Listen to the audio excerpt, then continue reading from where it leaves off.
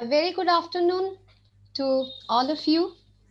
I would like to welcome all the distinguished dignitaries, respected speakers, participants, and students to this 5-day international online faculty development program on research methods in social sciences with focus on cultural studies. Today we have the day 2 of this program. This program is organized by Department of History, Raghabpur campus, St. Xavier's College, Autonomous Kolkata, and Internal Quality Assurance Cell, St. Xavier's College, Autonomous Kolkata, in collaboration with Bhaktivedanta Research Center, Kolkata, Kolkata Society for Asian Studies, Sri Jagannath Research Center, Kolkata, the Department of Ethnology, History of Religions and Gender Studies, Stockholm University, Sweden. Now I will begin the first session of day 2. Today we have Dr. Omyo P. Shen as our first speaker. Sir, are you there? I'm here. Okay, sir. Could you please switch on your video? Sir, could you please switch on your video? Okay. Thank you, sir. Thank you. Yeah, we can see you. So now I will introduce Sir. Dr. Omyo P. Shen retired as Professor of Modern Indian History from Jamia Millia Islamia University, New Delhi. He has been Agatha Harrison Fellow, University of Oxford, Henrik Zimmer Chair, University of Heidelberg, Sivdasani Fellow at the Oxford Centre for Hindu Studies, Oxford, and Visiting Fellow to the Indian Institute of Advanced Study, Shimla, and the Centre for Contemporary Studies, Nehru Memorial Museum and Library, New Delhi. To date, he has authored and edited 15 books and about the same number of articles. Sir, I would like to welcome for this FDP program and please enlighten us with your erudite deliberation. Please take over the session. Thank you. Thank you so much, Dr. Goswami. I don't know whether the presentation will be erudite or whether I'll be able to enlighten you, but nevertheless, I shall try. The subject that I'm going to be speaking on is about the academic study of religion, both in the colonial perspective and the post-colonial perspective. And before I proceed with the presentation, let me thank all the organizers who have done me the honor of inviting me to this presentation to speak before you. And it's been a very instructive exercise, as I can make out from what I heard yesterday and in the days to follow. I don't know whether what I shall say will be as equally instructive, but nevertheless, my first point of argument is about the fact that the FDP prima facie sounds like a refresher program. But you see, some of the subjects that you've chosen for people to speak on go outside the framework of a refresher course or an FDP. And for instance, if I am going to be speaking on the relevance or the validity of the academic study of religion, it has a larger bearing on a bigger question. For example, where do you place religion in civic society? That's a very big question, and I think the question has deeper implications than just a refresher course subject. So therefore, I proceed with the assumption that the fallout of this discussion, or what will follow, will have a larger bearing on questions that are worth deliberating on and thinking about seriously. Okay. Am I audible? Is there a problem? Hitch? Absolutely fine, sir. You are audible. I will request all the participants to kindly mute their mic. Thank you. Please continue, sir. Okay. As I said, this subject has a bearing on a larger question of where to place religion within the framework of civic life, especially in a democratic secular state like India, where there are immense complexities of relationships, of politics, of culture, etc., etc., so on. Having said that, let me briefly introduce you to what I'm going to do in this presentation. There are broadly two halves to this. First of all, I deal with um, an overview of what has been happening on this front. How has this subject of teaching religion to universities and postgraduate courses and religion as a research subject has proceeded in India, Indian academics and so on. And then I will come to certain observations and conclusions drawn from what I present in the course of the argument. But let me conclude here already, preempt my conclusions by saying two things. One of which is this, that while political parties in India have politicized religion, I think the Indian state has done the opposite. It has religionized politics, if I may use that expression, by which I mean the following, that it has actually used religion in the service of politics. I think religion, broadly speaking, and I hope others will agree with me here, has broadly two aspects to it. As Shankara said in the 9th century, it has a vyavaharik aspect, a mundane, everyday aspect, and it has a transcendental aspect, something which cannot be dealt with in ordinary course of life. I think the definition of religion has to be made clear here, in the sense that when we use the word religion, we don't mean the transcendental aspect at all. I do not think that can ever be the subject of an academic discussion or academic deliberation. What we're dealing with here is basically the social face of religion, the political face of religion. So with that clarification, let me proceed with the presentation, as it were. There's a certain aptness in my attempt to speak on the chosen subject this evening, I should say. I was born a Hindu and remain one in thought and practice. My educational and professional career thereafter has been somewhat bizarre. I went to a school run by Jesuits, to a college run by the Protestant Church of North India, and spent roughly the last 10 years of my professional life at a university with a substantial Muslim presence. In North India, this is perhaps the only university which had a department by the name of the Center for the Study of Comparative Religion and Civilization, of which I served as an honorary director for about 3 or 4 years. In the meantime, in the middle of all this, I even managed to spend about a year at Tagore's Shantiniketan, Vishwavarati, where the influence of Brahmavism is still deep-rooted. So I suppose I have been exposed to religious cosmopolitanism, and I think that enables me and equips me to speak on this subject to some extent. It is customary to separate the academic study of religion from a confessional perspective. However, given my continued interest in religion, but more particularly in Hinduism, I have increasingly felt that one ought to also distinguish, albeit only subtly, an intellectual interest in religion from that which was purely academic. An intellectual interest in religion, I feel, is more natural, spontaneous, and does not seek to understand religion within the framework of any academic discipline or discourse. It is much less moved by critical theory and more existential in nature.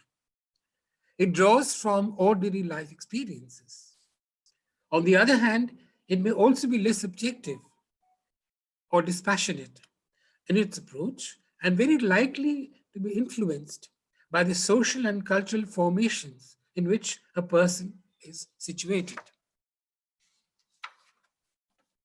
I raise this question if only to argue that on one level, the question of pursuing an academic study of religion is deeply intertwined with the larger moral, intellectual, and political question of what place we assign to religion in everyday civic life. Understandably, this is an important question for a nation which, at least constitutionally, deems itself to be functioning as a democratic, secular state. The academic pursuit of religion did not commence with the foundation of modern universities. Even in 19th century Britain, from where we draw all our models basically, the universities of Oxford and Cambridge were clearly dominated by an Anglican Protestant elite,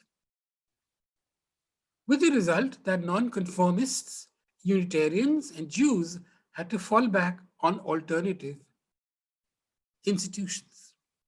Such an institution was the University of London, which had to take administrative control of the King's College and of the University College, both located in London, but which adhered to very different views of faith, the question of religious instruction, and the regulation of student life on the campus. Even King's College, which was never as radical as its rival, the University College, was called by its critics as, I quote, godless college on Gower Street. It's actually on Gower Street, used to be on Gower Street. To defend his honor and the position he stood by, Arthur Wellesley, the Duke of Wellington, you've all heard of him, sure, in the context of the French wars and so on, and then the Prime Minister of England had actually to go through the motions of challenging one of his persistent critics to a duel, which he fought and which he won. In 1857, when the first modern universities were founded in India, the East India Company decided to follow the University of London model, which was essentially a degree-granting university and not a teaching university.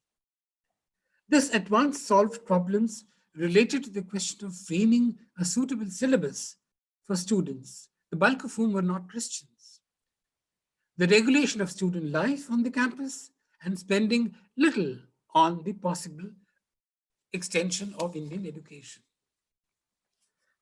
By the mid-19th centuries, I felt there were two contrary ideological pulls or pressures at work. On the one hand, there was the increasing tendency to reinforce the secular credentials of the modern nation state. The citizen's commitment to his private faith was expected to be subordinated to a sense of loyalty towards the state. This coincided with a greater emphasis on the study of historical religion, religion as evident in historical processes, subjecting the categories of God and religion to searching scrutiny. This enterprise was considerably aided by the birth of new academic disciplines like sociology and anthropology. It cannot be fortuitous, it cannot be simply a coincidence that Auguste Comte, we heard of Auguste Comte a lot of times yesterday, taken to be the father of sociology, consciously stayed away from metaphysics. What came to be debated now was not so much the existence of God as how conceptions of God or religion might have taken birth and shaped matters like politics and economy. In Europe, these inspired the works of Renan, the French scholar, and Strauss, the German scholar, who interrogated the historical Jesus as against the divine Jesus, not Jesus, the Son of God, but the historical man, as it were. And still later, we have the bold new thesis advanced by Max Weber, again a sociologist, and R.H. Tawney, a historian, linking Protestant ethics with capital formation and bourgeois society. This was novel because for the first time, someone dared to project the possibility of religion influencing society, which was a very keen and an acute kind of perceptive argument to make at the time. Following the Darwinian revolution, it was increasingly argued that secular work was just as pleasing to God as the advocacy of the Gospels. That religion was not more important than secular work, but even secular work pleased God if it was done well. On the other hand, it was also acknowledged increasingly that to be secular was not quite the same as being religiously illiterate, or that the study of religion amounted to its propagation.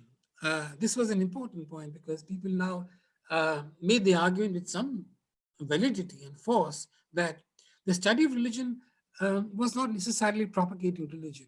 There was an intellectual and academic side to it, which was neutral.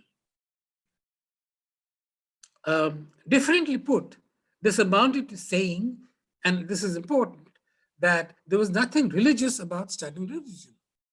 Just because you studied religion didn't make you religious necessarily. It was around this time too that they developed a genuine cosmopolitan interest. I think this came from the Enlightenment, the European Enlightenment of the 18th century, in comparative religion. We should remember Voltaire and his forays into religion of the Orient. Voltaire was the first European intellectual to take an interest in Chinese and Indian religion. And we know all about the Orientalist movement in India, which followed the Voltairean interest in non-European religions, non-Christian religions. They developed a genuine cosmopolitan interest in comparative religion, as may be seen from the institution of the Hibbert and Gifford lectures in 1847 and 1887 respectively, that aimed at promoting the non-sectarian pursuit of religion. In 1893, as we know, there was also the World Parliament of Religions hosted by the New World, that is the Americas, which was marked by a strong Indian presence. I believe there were as many as 12 to 14 Indian delegates to the Parliament of Religions at Chicago. The Indian delegation to Chicago included Buddhists, Hindus, Jains, Muslims, and Parsis, and had the somewhat paradoxical effect of strengthening both Indian nationalism and Indian cosmopolitanism. Among other things, what this movement achieved was also to press the argument that a modern industrialized society had only weakened religious faith, not abolished it altogether, and that in itself, material advancement was ultimately hollow or without spirituality to back it. It was also increasingly realized that to deny the category of religion altogether, or not offer it an appropriate place in society or social life, amounted to denying one of the long-standing features of progressive left liberal philosophy, which was, and this is important again, the idea of religious freedom. This was an extremely important issue in Europe of the modern age, the question of religious tolerance. It hasn't surfaced as much in India because we had a different approach to religion altogether. But in Europe and in the modern world, the question of religious tolerance was extremely important. And I think to say that religious tolerance was not to be an issue agitated in the modern world is to deny a whole lot of history there. A new Indian perspective on religion was first evident in the very instrumental perspective adopted by Ram Mohan Roy, who thought that the objective before religion was primarily to secure, and I quote, these are his words, political advantage and social comfort. Writing a letter to his friend, I forget his name, an English friend, he says religion was all right, but religion had to secure these properties, political advantage and social comfort. The point that I'm making here is that Ram Mohan was the first Indian to take a very, what shall I say, for the lack of a better word, not a secular perspective, a very instrumental perspective on religion. That religion has to serve other purposes. It cannot be taken as an end in itself. It has a social phase, which is exactly what it is, or a political phase too. He says political advantage and social comfort. And I think this came under the spell of the European Enlightenment. Surely Ram Mohan was influenced by that kind of notion there. Personally, I'm inclined to believe that the establishment and perpetuation of traditional institutions of learning, as for instance, the Calcutta Madrasa or the Sanskrit colleges in Banaras and Calcutta, was seen as an antidote against the ideas of Thomas Paine. You all know about the story of how young de Gaulle bought the books of Tom Paine at a premium. They were selling at black market prices, twice or thrice the stated amount. Such was the craze at the time for reading Thomas Paine and his revolutionary ideas. As an antidote against the ideas of Thomas Paine and the unsettling ideas born of the French Revolution, as I recall, Reverend Alexander Duff, a contemporary of Ram Mohan and the founder of the Scottish educational movement in Calcutta, you would know, once warned Ram Mohan to stay clear of the French Enlightenment and the French Revolution. After Ram Mohan, the next major commentator on Indian religion was Bankim Chandra, a figure with whom I'm sure you're all familiar, in whom we detect two major ideas or arguments regarding religion. First, he treated the idea of religion as a socially cohesive force, something which binds. And he's treating religion here as dharma. The word dharma, the term dharma comes from the word the Sanskrit root three, something which holds together. And Bankim was the first person, I think, and I'm sure some of you have read some articles or writings on this subject. Bankim was the first to correlate the terms dharma and religion. He translated religion as dharma and dharma as religion, which is not quite an academic exercise, but it is understandable why he did it. Anyway, for a time, therefore, Bankim was attracted to Comte, who, as you know, treated religion as a social entity, as a social force. But more importantly, Bankim hinted at the pervasiveness, the ubiquity of religion. And there, one would have to quote a short passage from Bankim. And please pay attention here because it's a very important and a telling passage which throws a lot of light on the understanding of religion and the role that religion played in 19th century society.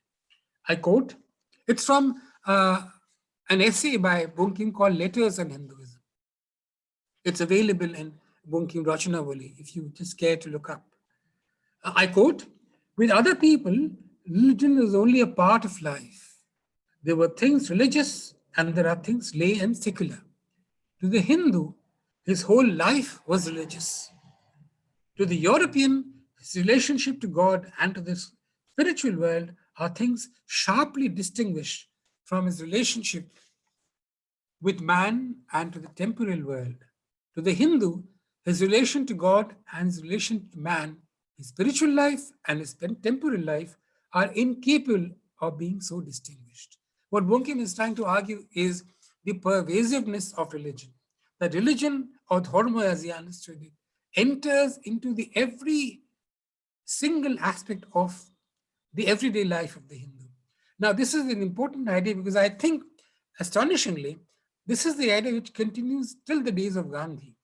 If you read Gandhi's understanding of religion and Hinduism, he is saying more or less the same thing, not in the same language, but his sense of it is quite the same, that religion or dharma informs every aspect of the Hindu's life. So it's an argument which stays on even after Bankim, and I think it informs the Hindu sensibility throughout the 19th and 20th century. I imagine that the most prominent figures of the 19th century India must have sensed an inherent contradiction in the fact that whereas the underlying character of the Indian Renaissance was deeply religious, the curriculum adopted in schools and colleges had to be kept strictly secular. In 19th century Maharashtra, writers and reformers like Mahadev Govind Ranade strongly urged return to theism in place of agnosticism and skepticism. Orientalism, as you would know, deepened the notion of religion as the quintessential form of Hindu self-expression. And it is indeed noteworthy that at least in the case of Bengal, religion itself served as a site for social reform. Both the legal abolition of sati and the act enabling Hindu widows to remarry had to be backed by the argument that these had sanction in Shastra. Without the Shastric sanction, neither of these would have been possible, I think. I feel that in the domain of education and moral pedagogy, too, this tension between the secular and the spiritual was quite transparent in the work of some of our reformers and textbook writers such as Vidyasagar and Akhoy Kumar Dotto. In his personal life, Vidyasagar was something of an agnostic.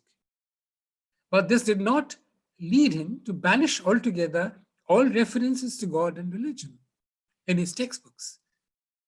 Contrary to popular belief, and this is a common perception that Vidyasagar, because he was an agnostic, never mentioned God and religion in his text. That's not quite true. Contrary to popular belief, his Bodhodoy, again a book with which you might be quite familiar, and Akhan Monjari, did carry references to a creator God and one who functioned as a moral governor of the universe. Akhoy Kumar, notwithstanding his agnosticism, he had this famous formula about how prayer and no prayer are the same in producing something. You would recollect that. Despite his agnosticism, went on to produce a very useful survey of theistic cults in India, famously called Bharatbharsha Upashok Sampradaya. I think it was the best work of its kind in contemporary Bengal and India. This is a summary of all the religious cults that were prevalent in his time. It's something which built upon Wilson's work on religious cults in India. At Shantiniketan, around the same time, Tagore delivered a series of religious addresses and discourses to his students, which later came to be known as Shantiniketan lectures. As I understand him, Tagore was cosmopolitan and non-sectarian, never irreverent or atheist. As you would know, his entire repertoire of songs and poetry is deeply, deeply religious. This, as I've earlier pointed out, suggests a sustained intellectual interest, I want to emphasize that, an intellectual interest in religion as distinct from that inspired by either the doctrinal interest in religion or the academic interest in religion. These are categories which one has to be very careful about separating one from another. In 1882, the Hunter Commission, one of the several education commissions instituted by the government of India, the colonial government of India, sought to promote vernacular education in India, suggested, perhaps under some pressure from Christian missionaries, that students had to be introduced to basic principles of natural religion. However, this idea was rejected by the government of India in 1884, arguing that a work on natural religion would please nobody. And I think they had a point. The Indian Universities Act of 1904 reflected important changes occurring in contemporary Britain itself. As said in the very beginning, that in India, educational policy followed very closely developments in Britain itself. In 1898, the University of London changed from a purely degree granting university to a residential come teaching university. And I think that called for changes in the definition of universities in India itself. From 1904 onwards, Indian universities combined the functions of granting degrees, teaching, research, and administration. That was an important change in the history of higher education in India. In the 1920s, primarily under the influence of Gandhi, they resumed some serious rethinking on the subject of religion. Gandhi was instrumental in revising and replenishing the older argument about how a materially advanced West could remain considerably poor without a sense of spiritual notification. He was also quick to catch the pulse of the nation with his belief that given her complex plurality of religious and cultural traditions in India and the degree to which religious sensibility permeated everyday life, the rigid separation of the state from religion, as in the West, would be unacceptable in India. You could not really separate state and the religion very rigidly in India. That was Gandhi's argument. He is very famously or unfamously gone on record saying that his politics was religious and his religion was based on politics. He admitted this very openly. In my understanding, this is quite evident in his indictment of Western civilization, as in his Hind Swaraj, if you read it carefully, and in his insisting that Indian politics could not be divorced from religion. The Mahatma clearly had a different notion of the secular and the secularism, that one that sometimes took him away from the position officially adopted by the Congress. Rightly or wrongly, Gandhi genuinely believed that religion itself carried the resources for promoting interfaith goodwill and through that uphold the secular credentials of the Indian state. This is an argument which, as you would know, Ashish Nandi has made very forcefully in recent times. It is important to note here that the religious universalism of Gandhi included both the minimalist and the inclusive conceptions of universalism. What are these? First, it saw universalism as comprising some core and fixed principles in all forms of religious life. But also, it was willing to systematically adopt certain chosen traits from various religious traditions. In the ashrams that Gandhi ran, Sabarmati and elsewhere, all the inmates were required to participate in prayer meetings which involved holy thoughts drawn from various religious traditions in the observance of common festivals and so on. So this was syncretism or universalism not effected through subtraction, but by addition, which is interesting and important. In Gandhi's understanding, each religion had something unique to offer. For example, he identified love as a distinguishing feature in Christianity, strict monotheism for Islam, karuna or compassion for Buddhism, the many-sidedness of truth, anikantavada, as in Jainism, and the cosmic unity of all life in Hinduism. Thus, religious harmony had to go beyond mere respect or toleration to a state of active borrowing from one another. We also know that by the 1920s, Gandhi very dramatically, and this is dramatic because I don't think anyone else or after him had done this, he inverted the traditional saying that God is truth to saying that truth is God. This is a very dramatic and a very, very important reversal that he brings about. What does it mean, really? I think by doing this, Gandhi was underscoring an attempt to create a greater moral space within religions, something which is more universal, less denominational, less insular. Between 1938 and 64, all education commissions instituted in India carried the imprint of Gandhian ideas. The Zakir Hussain Commission of 1938 recommended that all institutions of higher education in India take special care to promote in students a mutual respect for all religions. In 1948-49, the Radhakrishnan Commission recommended that the daily life in universities and colleges start with a brief session on meditation, and that a basic knowledge of all world religions be taught to students of the first year degree course. It also made a pointed reference to the preamble of the Indian Constitution, which spoke of, within quotes, a national faith and a national way of life that was essentially democratic and religious. Hence, religion has taken to be deeply spiritual and not narrowly dogmatic. Religion was to be spiritual and not dogmatic. Seeking religious concord was far more productive than to be embroiled in conflicting truth claims. Everyone said that his or her religion was the truth. This Gandhi completely rejected. The commission also concluded on the important note that just as scientific or technical education could not be left to the care of families, the moral and religious grounding of the individual could begin at homes, but find its completion or fruition only under the care of an ethically and responsible state. The state, in other words, has a positive role to play in producing the ideal citizen, and state-funded universities were indeed the best institutions to carry out a creative but dispassionate study of religion. The Sri Prakasha Commission of 1959 expressed great concern at the rise of materialism and careerism at the expense of traditional values of Indian civilization, on the level of both interpersonal and intercommunity relations.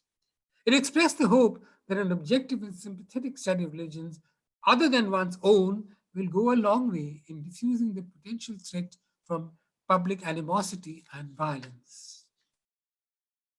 The Quota Commission of 1964, the commission on, it was the other word, the actual wording of the commission was Commission on Education and National Development, deliberated on the issue for about 2 years. Its report came out in 1966, and it recommended combining a spirit of science and spirituality. Now, this was a brief survey of what happened during the colonial and post-colonial periods. What conclusions can I draw from this? I realize that my time is about to end, and I shan't take more than 5 to 7 minutes from here on to complete my presentation. First of all, and I give this to you in points so that you can think about these and come back with your critique or discussion, either way. First of all, I think we've clearly failed in devising what the various commissions have called a national religion for India, a national way of life. I don't think that has ever come about since the 1940s. In 2002, there was a university handbook which had surveyed as many as 273 institutions of higher learning, and it came out with the very astonishing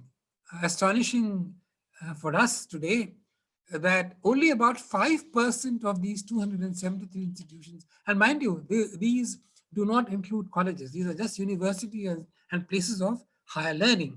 Only 5% of these institutions had anything to do with religion at any level. Of the institutions that dealt with religion at any level, as many as 13 were engaged with Islamic studies, 3 with Buddhist studies, none for Hinduism, which is astonishing because, as you know, Hindus constitute about more than 80% of the Indian population. Even Oxford has the Center for Hindu Studies, not India. This is something which we really have to grapple with, and something which the administrators and politicians and the policy makers of the Indian nation really have to think about. Second, for a long time, I think keeping out religion from academic pursuits or even intellectual studies, very broadly speaking, was the residual effect of the hegemony of what I would loosely call the Nehruvian left progressive idea of the suspicion about religion as causing all kind of civic discord. I've had teachers in my university days who clearly said, and you'd probably be amused to hear this, they clearly said that without Marx, we could not give you Marx, right? So unless you quote Marx in your writings and your tutorials and your examinations, you cannot expect Marx from us. They were absolutely dominated by a Marxian kind of thinking.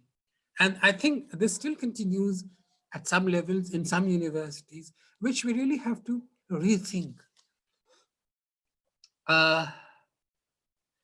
Third point, our utter failure to make the academic study of religion viable also rests on the fact that we have not vocationalized religious studies. Why would anyone do religious studies unless there were jobs waiting for him or her after he or she had completed the course of studies? Speaking from my experience at Jamia, the students who took an MA or MPhil or PhD courses at Jamia under the rubric of comparative religion and so on were those who did not find admissions anywhere else. Number one, I'm being very frank about this. And they took it for the simple reason that admissions in a course entitled them to certain facilities, like a bus pass, a damn cheap bus pass, and hostel accommodation in the university. They were least interested in religion as an academic study, was an academic subject. So these are realities which we have to grapple with. Unless you create jobs, I mean, look at Harvard, look at Western universities. For hundreds of years, they've had faculties teaching religion in a rigorously academic manner. The Harvard School of Divinity is not a theological seminary. It's an academic institution which treats religion as an academic subject. So why can't we have this here? That's my question. The institutions which now undertake the study of religion, there are very few of them, as you know, maybe Patiala, Vishwabharati, Jamia, one or two more, are being very insular about it. If you go to Patiala, all you have to do is to study 6 studies. That's the only option before you. In Vishwabharati, there is a very strong emphasis on Brahmanism. It's understandable, but that's not the way to understand religion. In Jamia, it is Islam. So what is cosmopolitan about studying your own religion in a university setup? Unless you study other religions in a comparative mode, what is the point of it all? That's the argument that I'm making.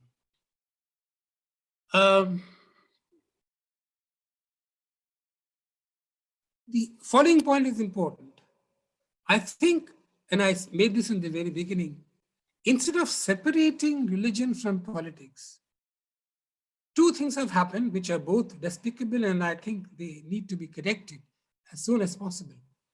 While political parties have politicized religion, as I said, the Indian state has used religion to the service of politics. It has tried to invent a religion which will, please everybody and create amity among religious communities, but it doesn't work that way, really. It doesn't work that way. Religion is a subject by itself, and it should be studied as a subject, not as a means to an end. Please don't make religion a means to an end of something which is not related to religion at all.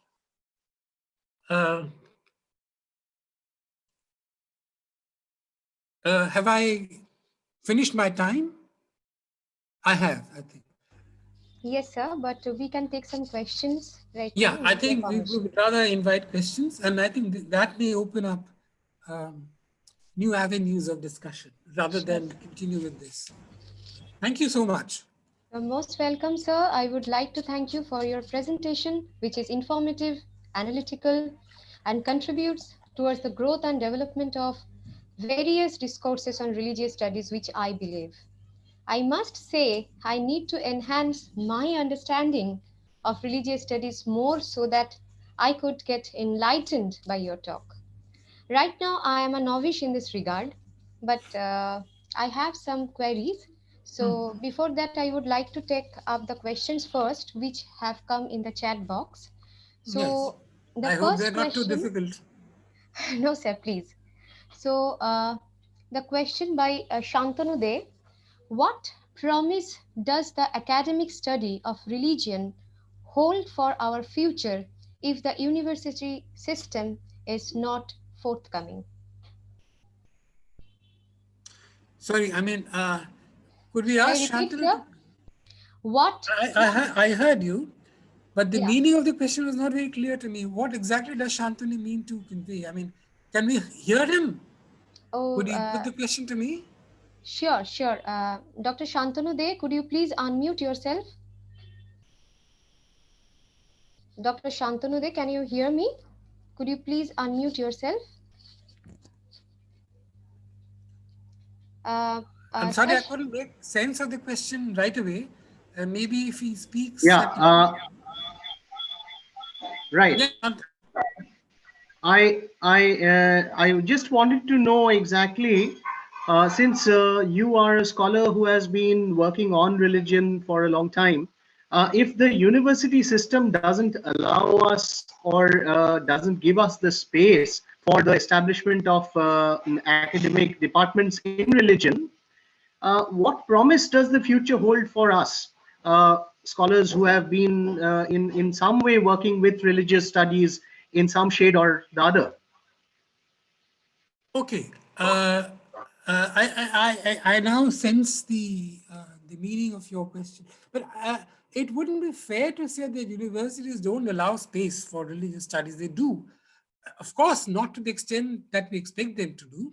I mean, there are about half a dozen universities at least, I think, which have faculties of religion, comparative religion, studies in civilization. All that's not the point. The point really is that other than granting you a degree in a certain course, it does nothing more.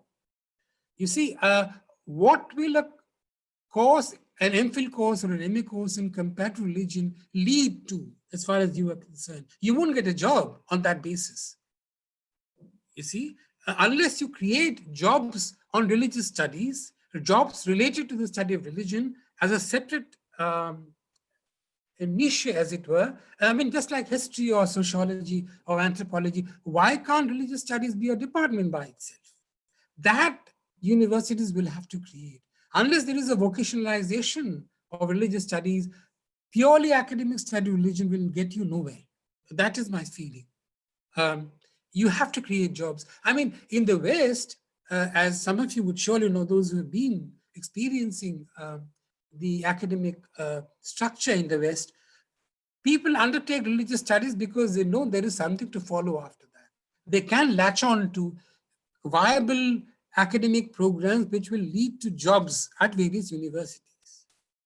And why does this come in the way of secularization? I mean, I don't understand. What is non-secular about the Harvard Divinity School?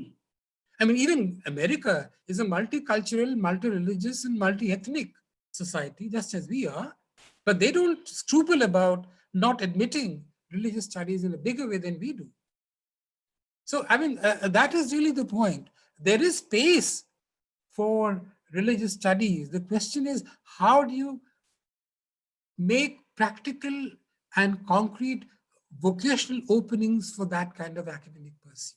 Unless that is done, it will get you nowhere.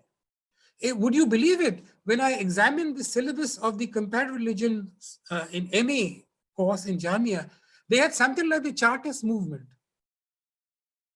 as a part of the syllabus. Now, what on earth has the Chartist movement got to do with religion?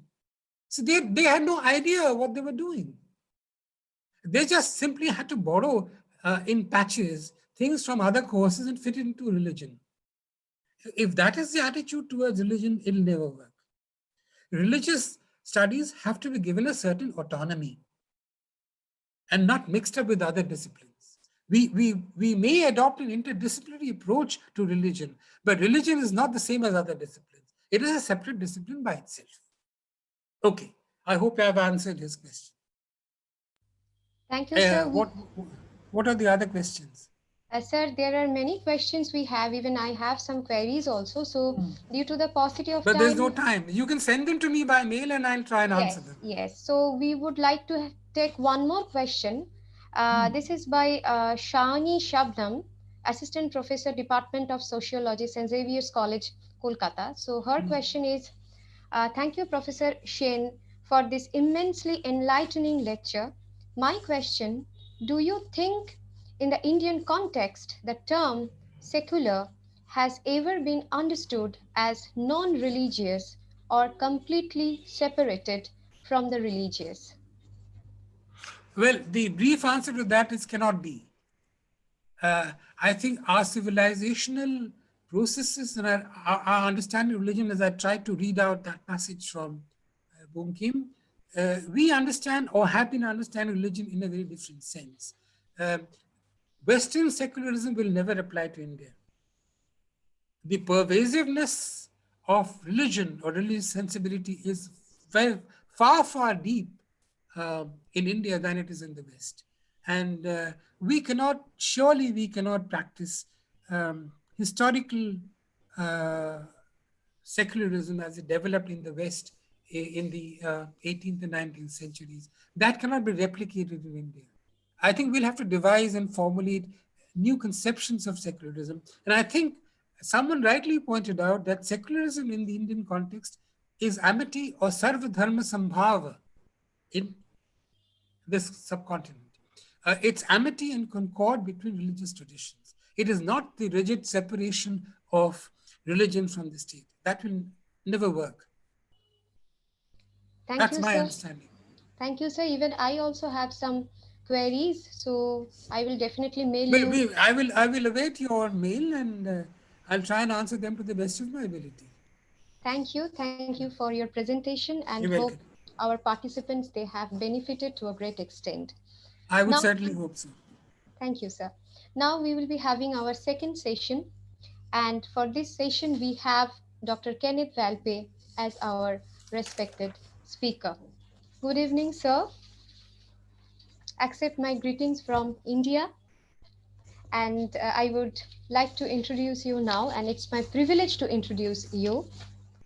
And thank you so much for being a part of this faculty development program. Thank Kenneth you for Valpe. having me. Kenneth Valpe, also known as Krishna Kshetra Swami, is a research fellow of the Oxford Center for Hindu Studies and the Dean of Studies at Bhaktivedanta College, Sefton, Belgium. He is also a fellow of the Oxford Center for Animal Ethics and a member of the Academic Advisory Board of the Bhaktivedanta Research Center, Kolkata and Mumbai. As a practicing monk in the Chaitanya Vaishnava tradition, he has been engaged since 1972 in ISKCON missionary activities, mainly in Europe, and the study and teaching of Indic cultural and religious ideas and practices, including teaching at the University of Florida, Chinese University of Hong Kong, and University of Pula, Croatia.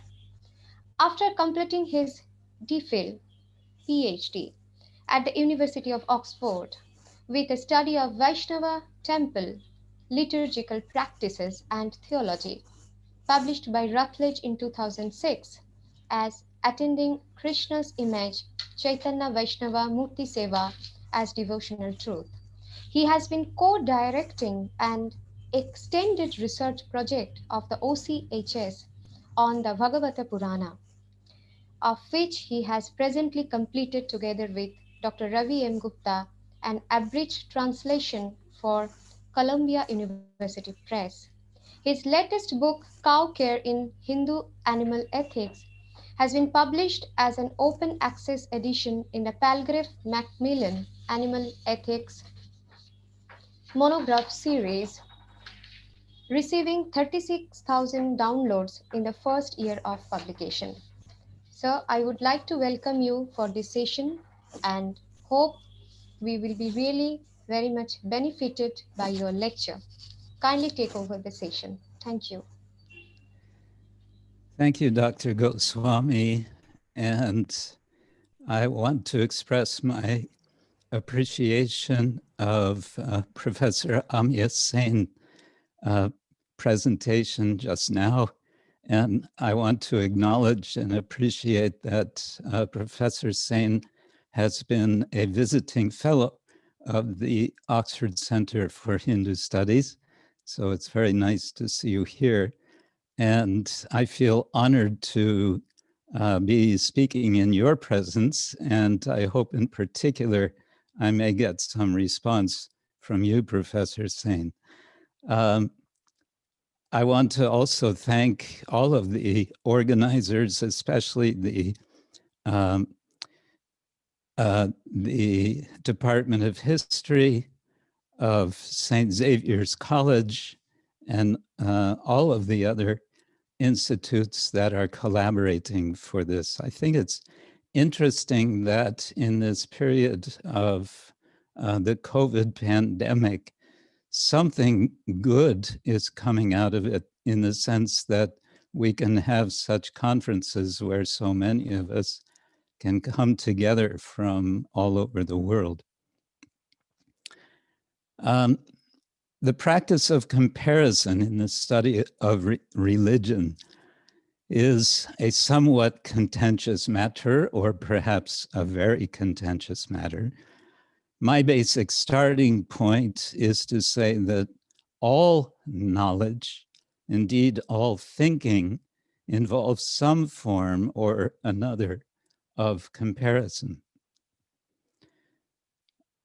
The professor of religion, the late Professor Houston Smith, said, logically, everything is both like and unlike everything else. So comparing as such cannot be an issue. Certain kinds of comparison are the issue, particularly in the study of religion. But More broadly, perhaps we need to ask, why study religion? For me, the study of religion is a practice of moving carefully and with intentionality along the borderline between the finite and the infinite. This is an extremely rich borderline that I would argue we as the human community ignore at our own peril. In the context of cultural studies, the study of religion may be said to be where the human quest for meaning extends to its farthest reaches, and where that quest can serve to bring us humans with our endlessly varied perspectives closer and more deeply together. Significantly, the Sanskrit word for meaning is artha, which also means value and purpose. To study religion in the academy is important and integral to cultural studies, and I believe such study must always be resistant to reductive approaches, for while reductive approaches may claim to explain religion, they tend instead to explain it away, thereby denying people their meanings and hence resulting in forms of colonization. Since our general topic of this program is research methods in social sciences with focus on cultural studies, I want to express a word of caution about method and methodology in the study of religion. As, again, Houston Smith so aptly put it, quote, any method we fix on will be hedged by blinders that create tunnel vision. He goes on to say, we always know more than we know how we know it, from which it follows that to channel our knowledge through methods we are explicitly aware of restricts our field of vision, unquote.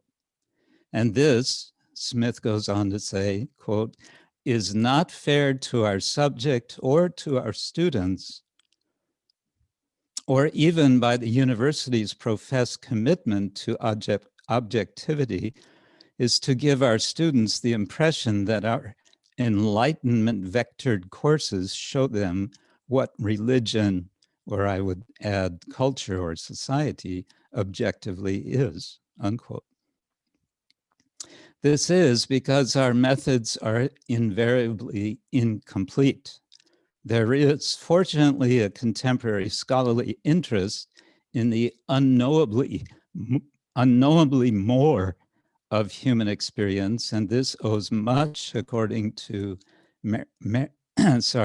Mary Dunn, another scholar of religion, to the 19th century American philosopher and psychologist William James, who said, quote, reality exceeds our logic, overflows and surrounds it, unquote.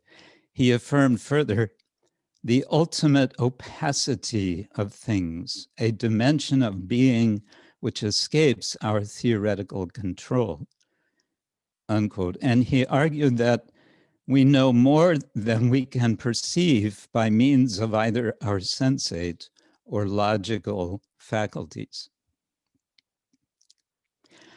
As one way of possibly overcoming, to some extent, the tendency toward tunnel vision, I want to set forth the method of comparison, or I should better say a method of comparison. To get a sense of the value of comparison, I suggest an analogy, whereby analogies are also forms of comparison, namely our normal condition of physical viewing with two eyes. Because of the parallax from having 2 points of perspective, which we blend in our brain, we experience depth of field which enables us to understand our own position in relation to what we view. A common objection to comparison is summarized in the English expression, "You can't compare apples and oranges." But of course, we can compare apples and oranges if we understand the purpose and the process. In this simple example, the purpose can be understood can be to understand something more about apples or about oranges. A third possible purpose is to illuminate our enterprise in making the comparison, to ask the question why we are making the comparison. Related to this is then to understand something more about ourselves, whether in relation to apples, oranges, fruit in general, or the enterprise of comparison. The point here is that whatever the purpose of comparison may be, the process of comparing, even if it is just apples and oranges, must be with respect to a third object. This third object is most generally an abstraction, such as in this case, weight, color, market value, chemical content, or what have you. And understanding this principle of triangulation enables a fourth purpose of comparison, namely to illuminate the abstraction with the particulars of the comparison. In this example, to learn something specific about the idea of weight or of color and so on from examining apples and oranges together. This crude example of comparing physical objects is meant to help us see that good, meaningful comparison is possible, by which important knowledge can be gained. In the study of religion, this is particularly important and also particularly challenging. The process of comparison of religious traditions has been carefully and systematically undertaken, amongst other efforts, in the work of Professor Robert Cummings Neville and his colleagues in the Boston University Comparative Religious Ideas Project, conducted in the late 1990s to 2000. There were some 20 scholars involved over a 3-year period, producing 3 volumes. As the title of this project indicates, these scholars specifically restricted themselves to the comparison of religious ideas in order to avoid entering into an overwhelmingly complex task. Some of this comparative religious ideas project's principles I have found helpful in my own work, specifically my doctoral research on the practice of temple worship ritual culture in the Chaitanya Vaishnava tradition, out of which has come my book, Attending Krishna's Image, Chaitanya Vaishnava Murti Seva as Devotional Truth. I also made significant changes to their approach. So, for example, whereas Neville and colleagues made comparisons across major religious traditions, such as between Christian and Hindu or between Buddhist and Jewish traditions, my approach was to examine 2 iterations of essentially the same tradition, the Chaitanya or Gaudiya Vaishnava tradition of Bengal. Also, rather than limiting myself to theological ideas in Gaudiya Vaishnavism, my attention was on theological ideas in relation with physical temple images and the rituals and other related practices associated with the images. I essentially compared 2 specific Chaitanya Vaishnava temples, one Krishna temple in Vrindavan, founded in the 16th century, an embodied community and one Krishna temple outside London, founded in 1973, a missionizing community. But what was the abstraction about which I compared them?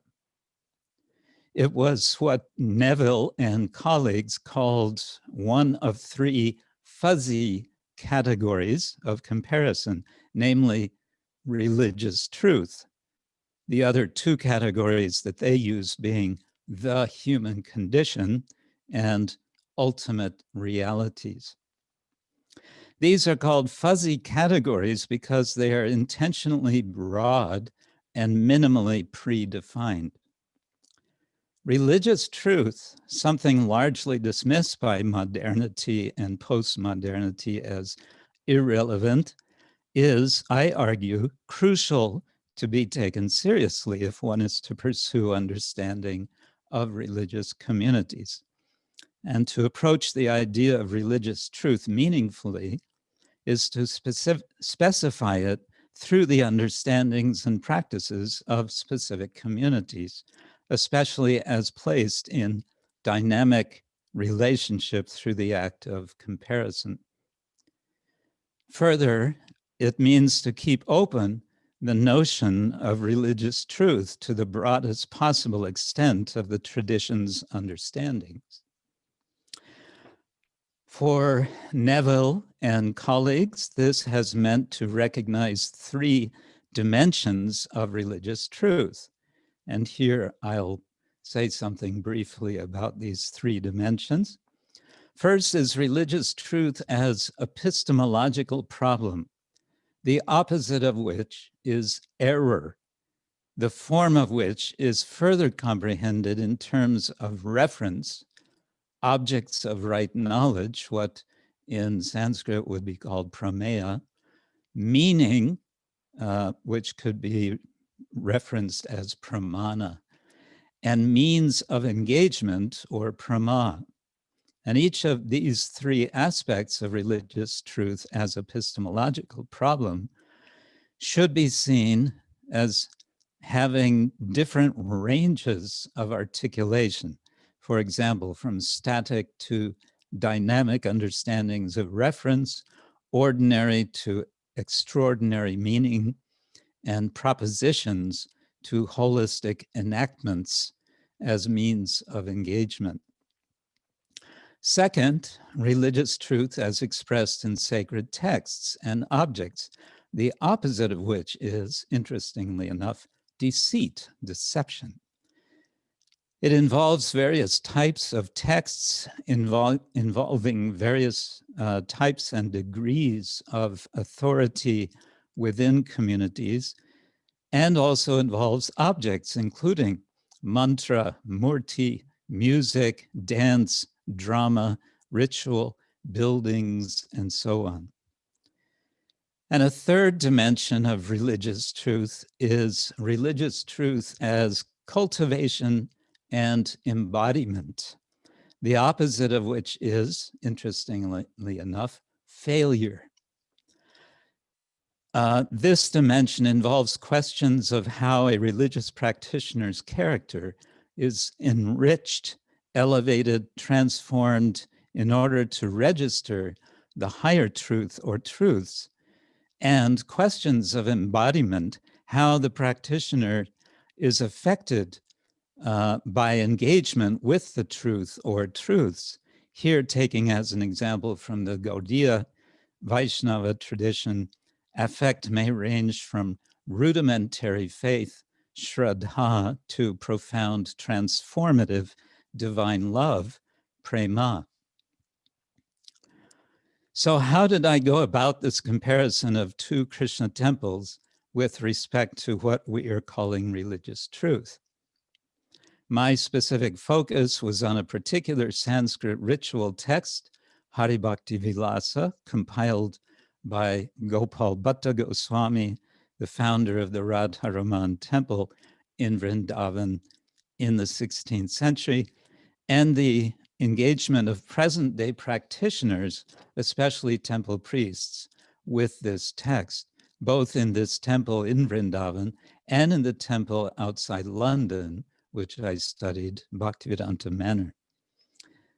This involved essentially interviewing priests in both places and observing daily and festival practices in both.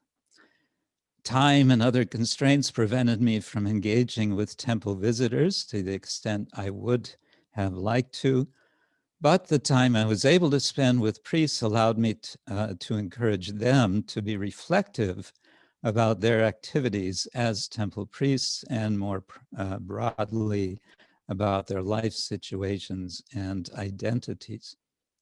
The results of my study involved discerning subtle differences in emphasis with respect to a particular polarity of meaning in the process of Krishna worship, namely, on one end of the polarity, the concern for right behavior in the form of careful observance of prescribed rituals, vidhi, and on the other end of the polarity, the fostering of simple, unconstrained attraction to Krishna, raga. The multifaceted matrix of factors in these two temple cultures yielded an extremely rich perspective on the practices of Krishna Bhakti that I believe served well all of the four purposes of comparison of which I have spoken.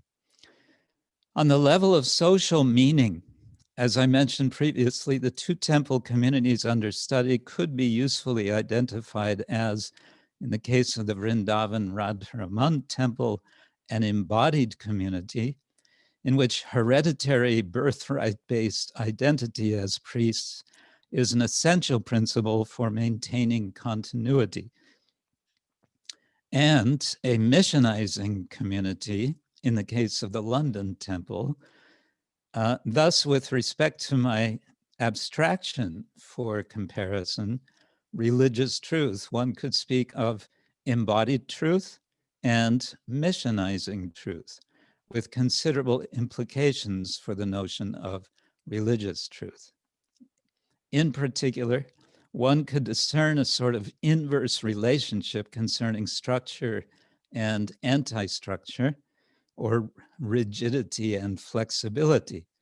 Radharaman, with its rigid priestly inheritance-based social structure, seemed to make considerable space for flexibility in details of temple worship. For example, timing of worship events, decoration, music, and so on. Whereas the London temple showed somewhat the opposite, with its open social structure seeming to demand considerable rigidity in daily practices. In my particular example of comparison in the study of religion, I selected two Chaitanyite Vaishnava temples. In this sense, the focus was very narrow, two temples from the same tradition, yet in other respects, one can say that they are worlds apart, geographically, historically, in terms of their social and cultural contexts. My particular interest was to better understand the practice of Murti Seva in the Chaitanya Vaishnava tradition, possibly to serve in the broader interest of facilitating educated articulation by practitioners of their own practice, so within the tradition. At the end of my research, incidentally, in Vrindavan, one senior priest of the Radharaman temple told me, he kind of confessed to me that he had decided as a result of my asking him so many questions over the months that I had stayed there about Archana and Puja, he had decided to start a school for pujaris in North India because he said they don't know anything. I found that a common area of concern in these two temple communities could be identified with the fuzzy category religious truth as articulated by the Boston University Comparative Religious Ideas Project. What emerged from the study was a threefold understanding, or what I call construals, of religious truth. that goes beyond the threefold typology given by the Religious Studies Project. And I'll go through these very briefly before I come to an end. First, religious truth as the purposive pursuit of felicity conditions, conditions favorable for realizing religious truth. This construal involves focus on rules as means of establishing the felicity conditions for experiencing the truth of Krishna Bhakti. Injunctive texts, special qualifications to worship, avoidance of error, deceit, and failure. Second, religious truth as relegation, with emphasis on the dialectic tension between apparently opposite principles in Krishna Bhakti, where the emphasis is on narrative texts describing exemplary devotees and their actions as solutions to oppositions, or murti as enacting and responding to enactments of exemplary devotees, or encountering error, deceit, and failure, thereby giving impetus toward raga, spontaneous devotion. And third, religious truth as lila, divine participation with emphasis on unrestrained and unstrained performance, hence emphasis on aimless or purposeless performance of devotional acts, participation in Krishna's pleasure, the place of irony in discovery of religious truth, how Leela comprehends and incorporates error, deceit, and failure. And now just about 3 more sentences. Coming back to the study of religion in relation to cultural studies, I want to suggest that there is value in recovering the meaning of culture that was prevalent before the late 18th century. As Raymond Williams has pointed out, prior to this, culture had meant primarily the, quote, tending of natural growth, unquote. Thus, if we are interested in the human enterprise in the broadest sense, and indeed human in relation with the environment, then cultivation of our potentials as human beings may be an important correlate to which I suggest the study of religion needs to be included, a study which can benefit from careful, skillfully done comparison. Thank you.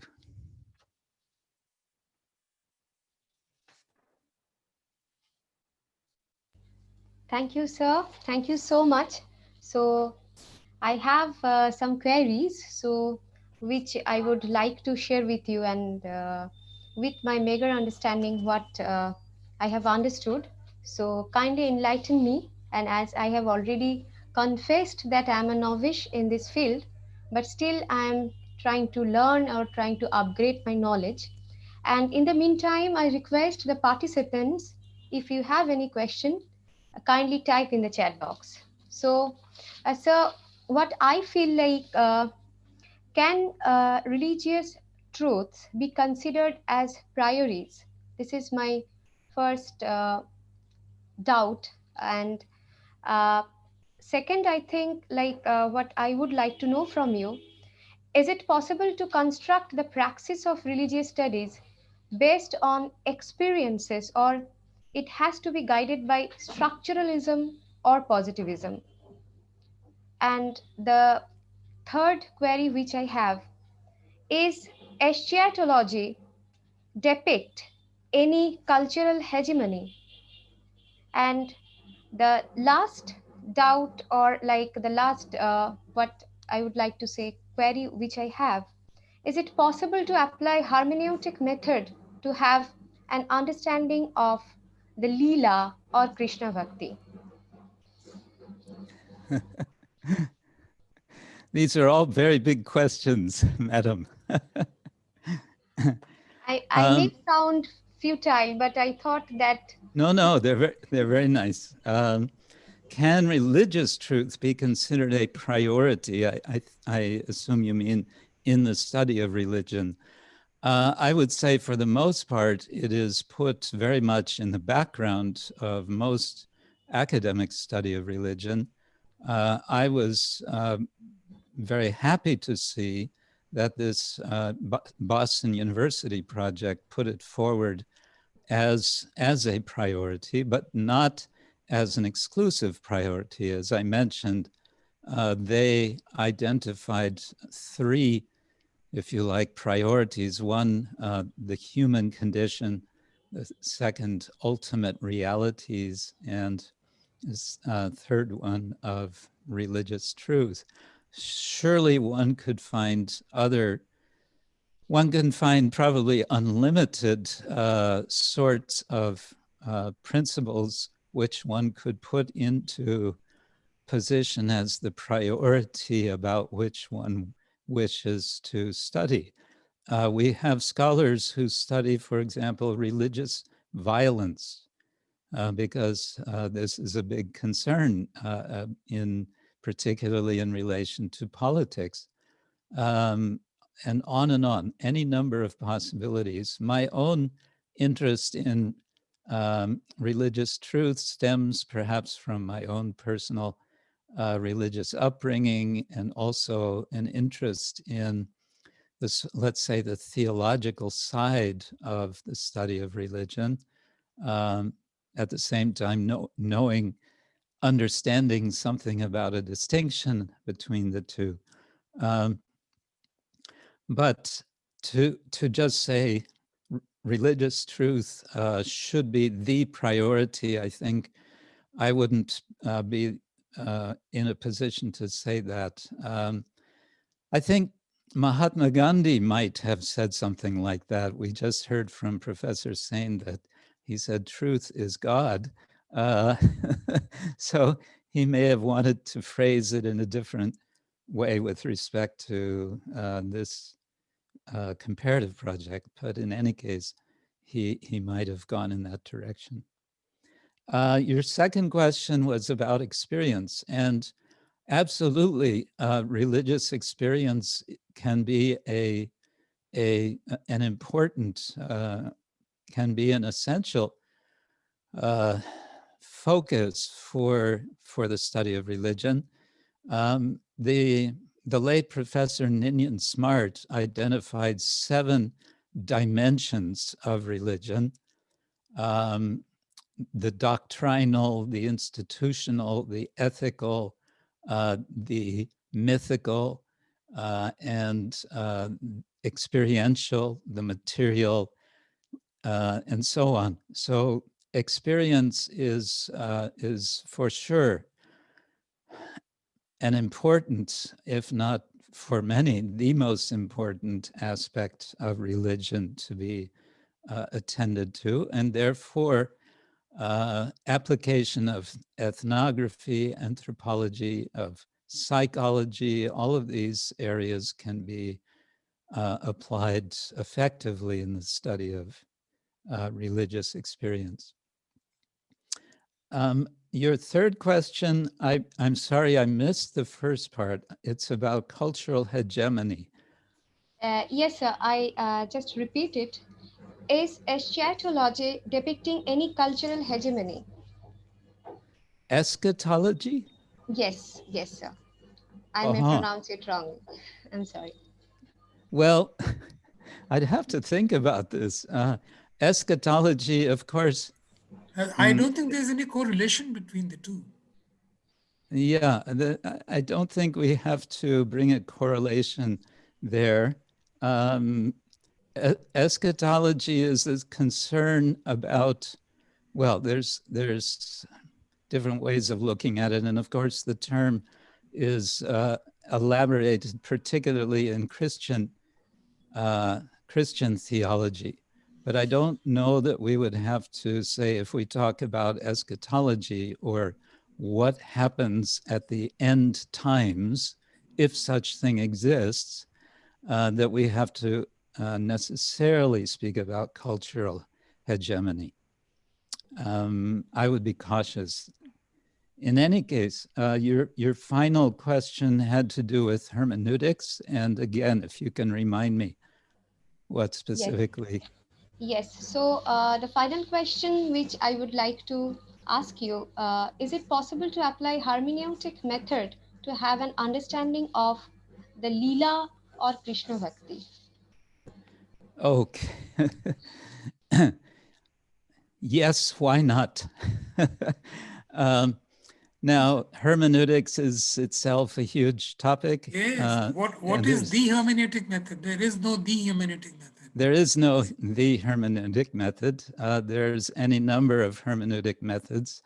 I would say like this, just to, put a handle on it for the moment.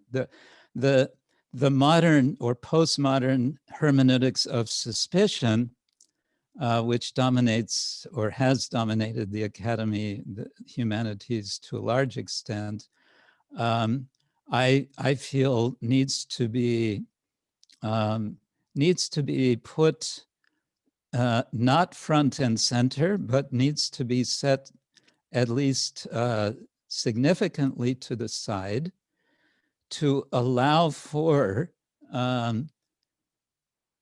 for the religious truth, to allow the possibility that Krishna Lila is telling us something, is not simply covering over some hidden, social and psychological influences and power moves and so on. I would just leave it at that. Perhaps Professor Sain would like to say something more. Thank you, sir. Thank you so much. And I really appreciate, uh, as my knowledge is limited, but still how you have tried to guide me. And sometimes I may sound like as I am asking any question which doesn't make any sense, but for my understanding, whatever today I have gathered definitely will No, help. they're very You good you questions. don't have to be so apologetic. I mean, it's so Yes, no need. okay. So what I feel like, that when we are learning something, sometimes, that our understanding is limited, is meager, but with the help of our mentors, we can enhance our understanding or broaden the scope of knowing more. So we have some questions here. So one question from Sutapa Shadhu. So her question is, how does practice help in understanding the religious studies? Like you are practicing Vaishnava.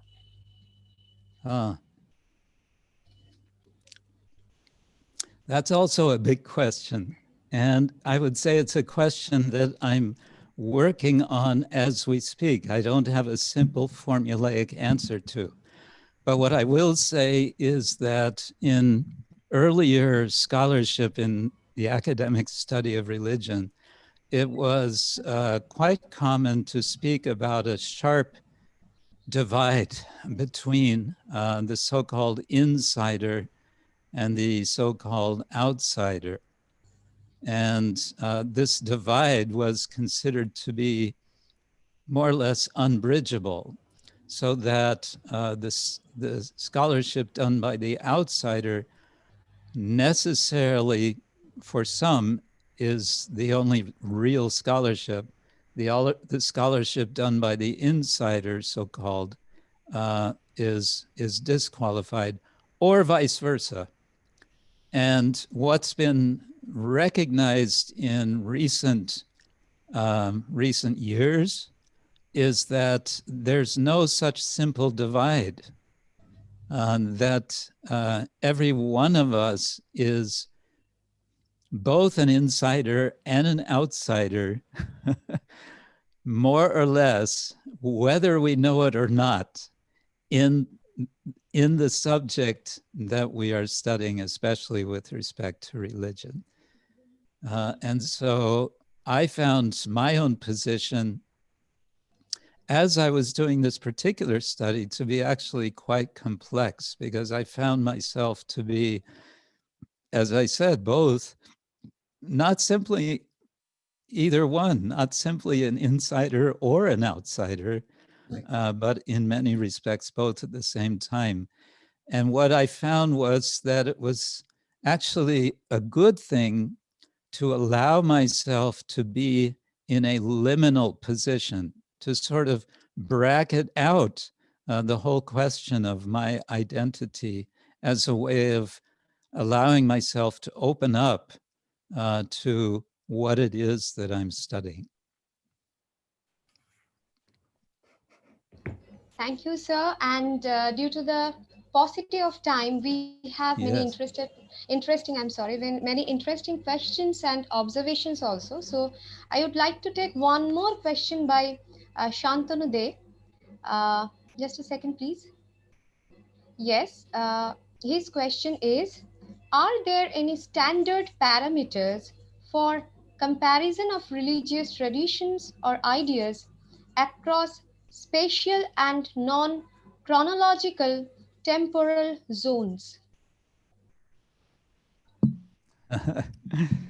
Nice question, Professor Day. Thank you. Probably Professor Heberman can answer that better than I can. Um, so I would say no, there are no such standards to my knowledge. And to me, that's one of the good things about the study of religion, that there's no sort of independent agency that determines, that sort of sets the rules for making such comparison.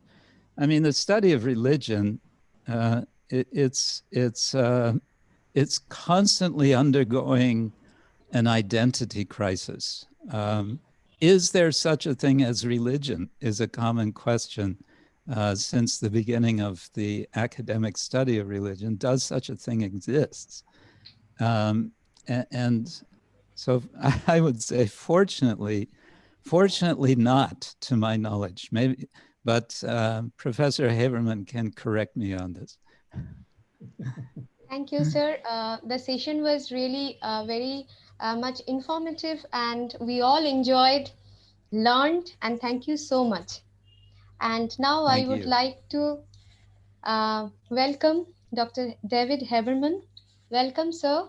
Please accept my greetings. And we are waiting for your session. And I would like to introduce you. It's my privilege to introduce you. And I am really thankful that you have agreed to be a part of this FDP. David L. Heberman received his PhD in History of Religions from the University of Chicago and is currently Professor of Religious Studies at Indiana University, Bloomington. Much of his works have centered on the culture of Braj, the active pilgrimage site long associated with Krishna and known for its lively temple festivals, performative traditions, and literary creations.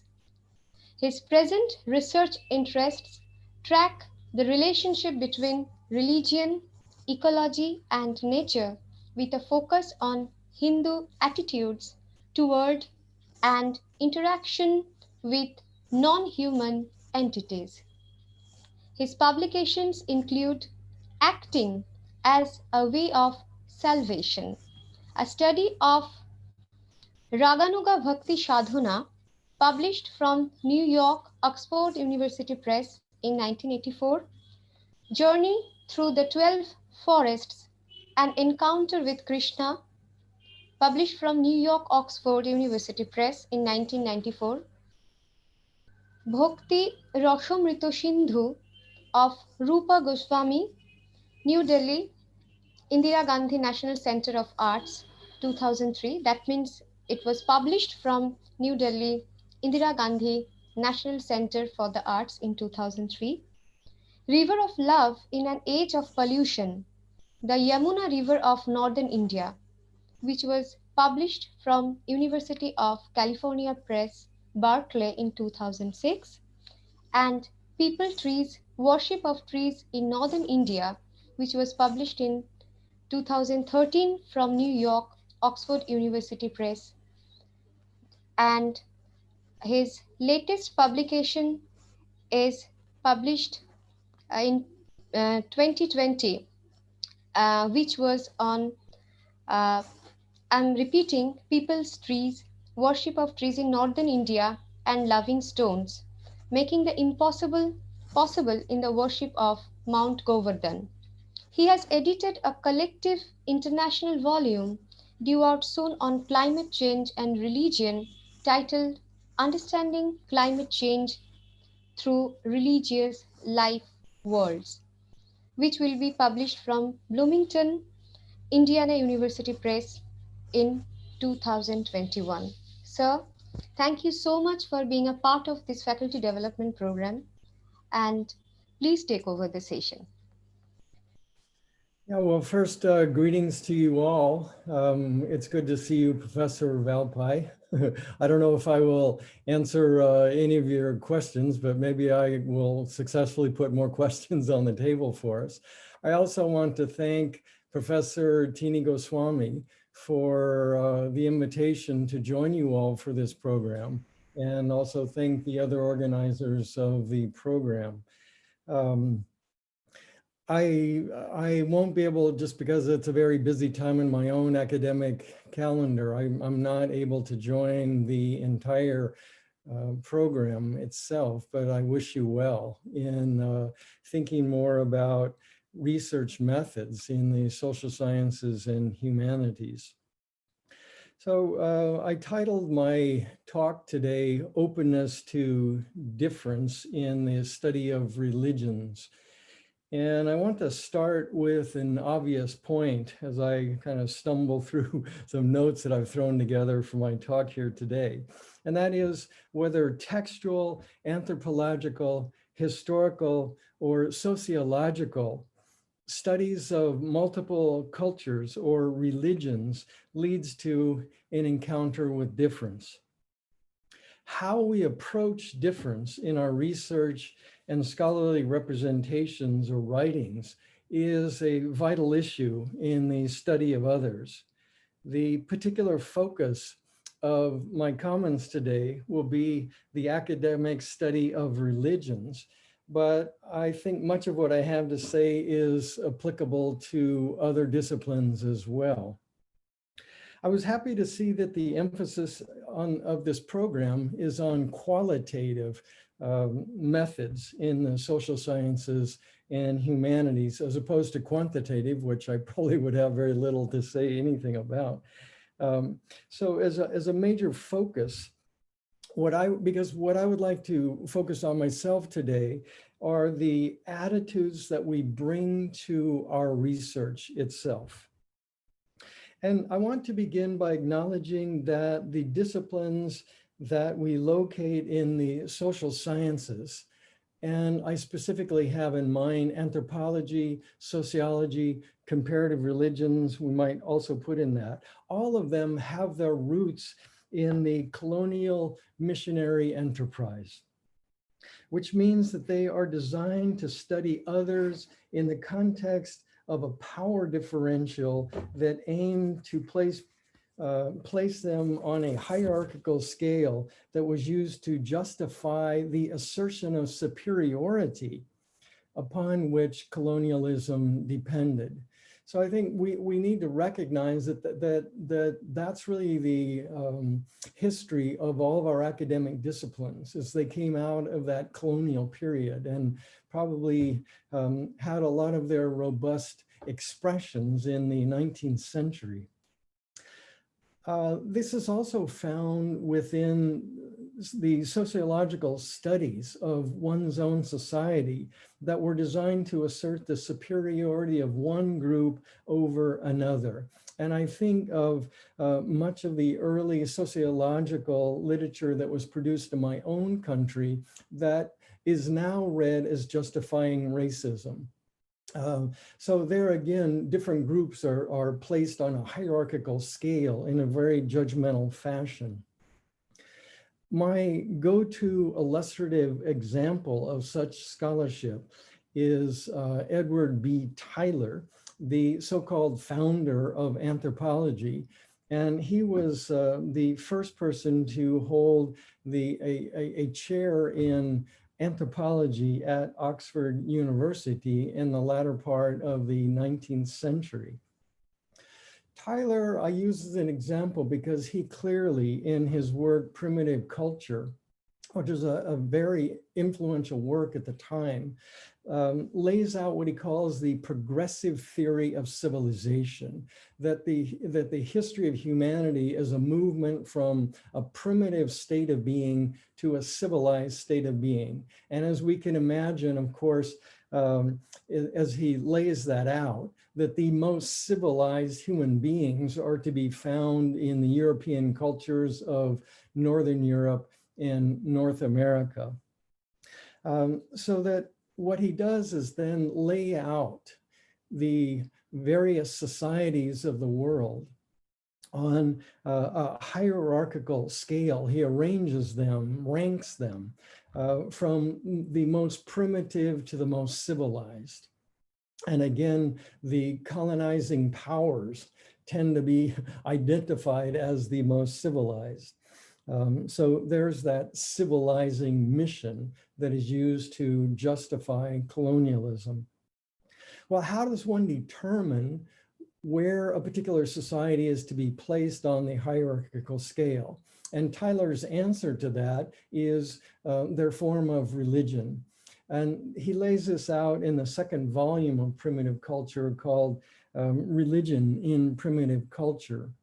And he lays out, in a sense, a typology of religion and is able, therefore, to place cultures in a primitive slot in his hierarchical scale or civilized.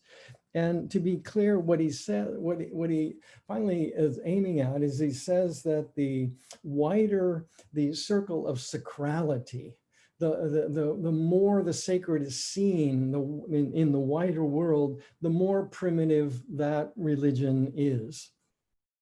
And therefore, the most transcendent religions that focus spirit only on humanity are considered to be the civilized form of religion. And we can, I think, place in that, particularly Protestant Christianity, as what he very much had in mind.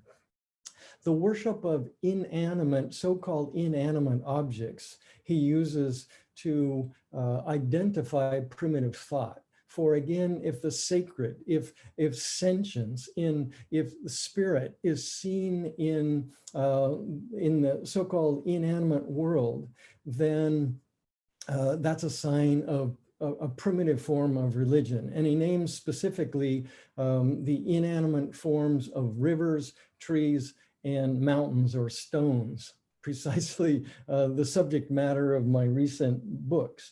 And stones and stone worshipers are on the very bottom of the heap in both the classification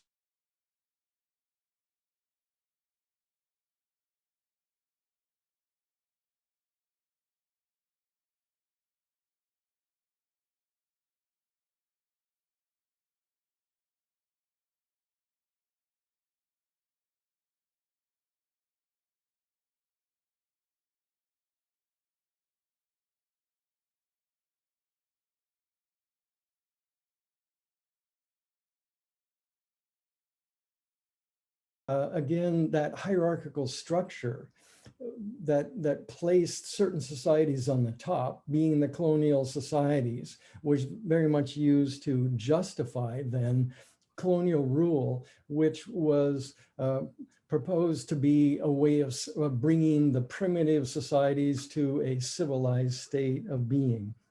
So Zaid lays that out, I think, clearly in his book, Orientalism, and regards it finally as an approach that leads to great misunderstandings and great misrepresentations of other cultures. Well, I strongly hope and sense that we in the humanities and social sciences are constantly striving to free ourselves from and move beyond the colonial roots of our respective disciplines. I think that's really part of the challenge today. And this is what post-colonial studies to a large degree are all about. And but again, I think the larger agenda is something that I assume and hope that we're all committed to. So what are some of the features of the needed changes that are being called for? And I'm happy to recognize actually are taking place today. Here again, my main concern is with methodological attitudes. And here I take up a concept that has been around for some time, particularly in the field of phenomenology, but continues to be developed as a methodological strategy today, and that is bracketing or epoche. Bracketing is a seemingly simple term for a rather complex idea. It is often seen to have been based on Edmund Husserl's suspension of a trust in the given objectivity of the world. At its core, bracketing is a methodological process where researchers suspend their presuppositions, their biases, their assumptions, and their truth commitments to see and describe some particular phenomenon in a more objective fashion, or perhaps we might want to say a more just fashion. This requires a fair amount of work to bring one's assumptions as much as possible to the surface of awareness, to free oneself from a specific cultural background and social conditioning, while conducting research about and representing others in academic talks and writings.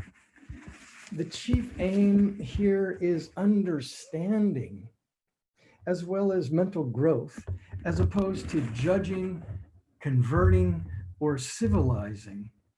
And I would say another of the aims in this methodological approach is producing fair descriptions of the other.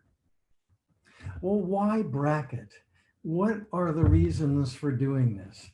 First, we might say that respectful knowledge of cultural others is highly beneficial, for it can nurture an appreciation of cultural difference.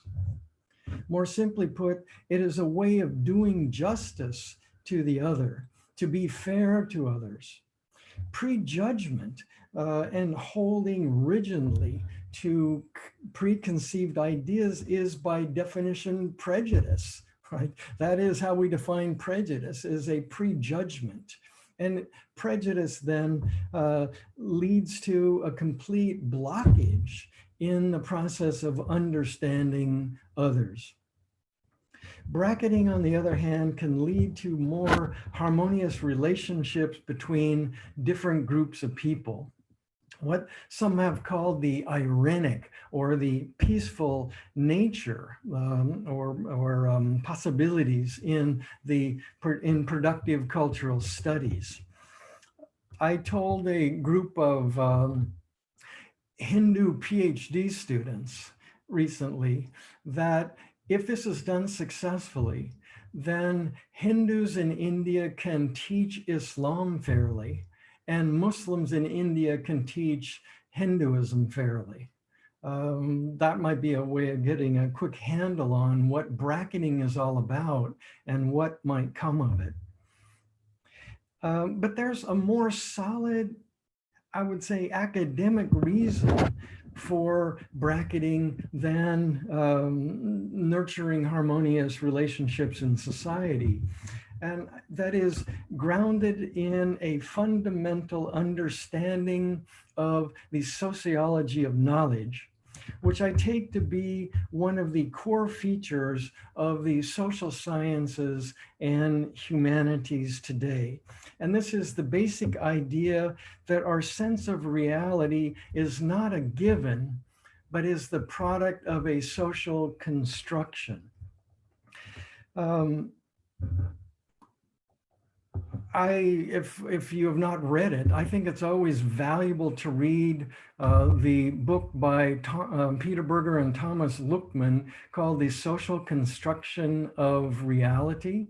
This is a book that is listed as the top 10 books produced in the social sciences in the 20th century. And I personally think it really deserves to be in that list. So the social construction of reality, again, just laying out this basic notion that we don't live in a given real world, but we live in a world that is constructed through a sociological process.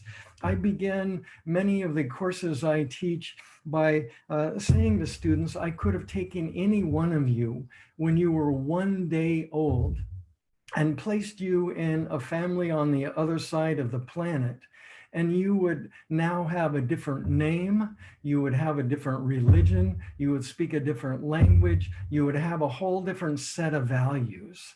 And that's my way to begin to introduce this idea to them. I try to remember that in my own research because it's easy to forget, because in some sense, this is a very threatening idea that we don't live in reality in our everyday world, but we live in a reality that was socially constructed for us. It takes a rare kind of courage to embrace this understanding. What this means is that our sense of reality, which is most commonly taken for granted or simply assumed to be real, is a socially variable construct, the product of our being born in a certain time, in a certain place, within a certain family. That is, we assume our particular sense of what is true or false, reasonable or absurd, right or wrong, real or fanciful in the process of primary socialization. Which is a very imitative process. We enter into a particular social reality by imitating in our interactions with our elders, what sociologists call our significant others, parents, older siblings, uncle, aunts, and by imitating them, we enter into the social reality that they dramatically represent to us every day through their actions. So this is a basic sociological fact, but if we as academics are honest about this, then we have to acknowledge and operate from this notion. And that the reality of the other, and it leads to, I guess I'm saying that a recognition of the reality of the other that we are studying to be equally valid to our own sense of reality. The judgmental quality slips out in the recognition of the validity of the other in our studies. The methodological attitudes I bring before us today are grounded in the implications of these realizations. How attitudinally do we engage in what is typically called the collection of data? What attitudes do we bring to our research? Here I want to emphasize openness, vulnerability, humility, equality, and listening. To be open to the challenge of bewilderment, surprise, and difference. Listening, not talking over with certainty and a sense of superiority, that colonizing missionary method of scholarship. So listening, not talking over with certainty and a sense of superiority. Here, I want to, as opposed to the arrangement of difference in a judgmental hierarchical scale, opposed to that, I today want to celebrate difference without hierarchy. There's no need to listen to the other If as the expert you already know all the answers, perhaps even better those than that you were studying.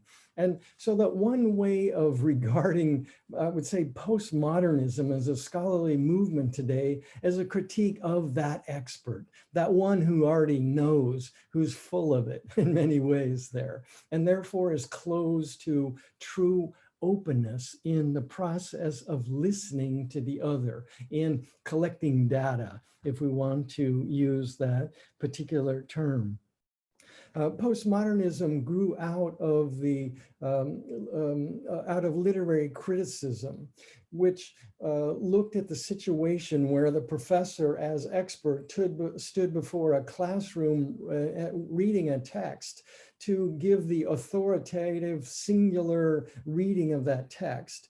That's broken up with the movement of postmodernism in literary criticism to recognize that there are multiple readings of texts that have validity. It's not to say that there aren't boundaries of acceptable readings, but there are multiple readings. So that's what I'm talking about, the critique then of that expert who has the singular authoritative knowledge of the other. And again, perhaps better to look at the Orientalist that Zaid, scholarship that Zaid places before us, knows better than the people you're studying themselves. So productive listening then requires a looseness with regard to our presuppositions and our own truth claims, back to bracketing. Listening with openness, humility, vulnerability, and respect means meeting the other as an equal. And I want to say that equality does not mean sameness. If that would be an eradication of difference, but to meet the other as an equal. The principle of inequality between the knower and the known renders understanding impossible.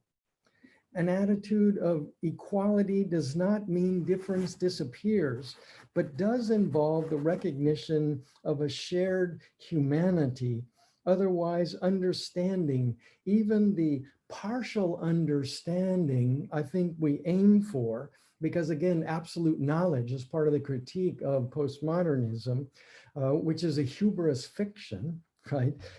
Understanding would not be possible without recognizing the humanity of the other. So not denying difference, but not stretching difference to such an extreme that we lose the shared humanity with the other.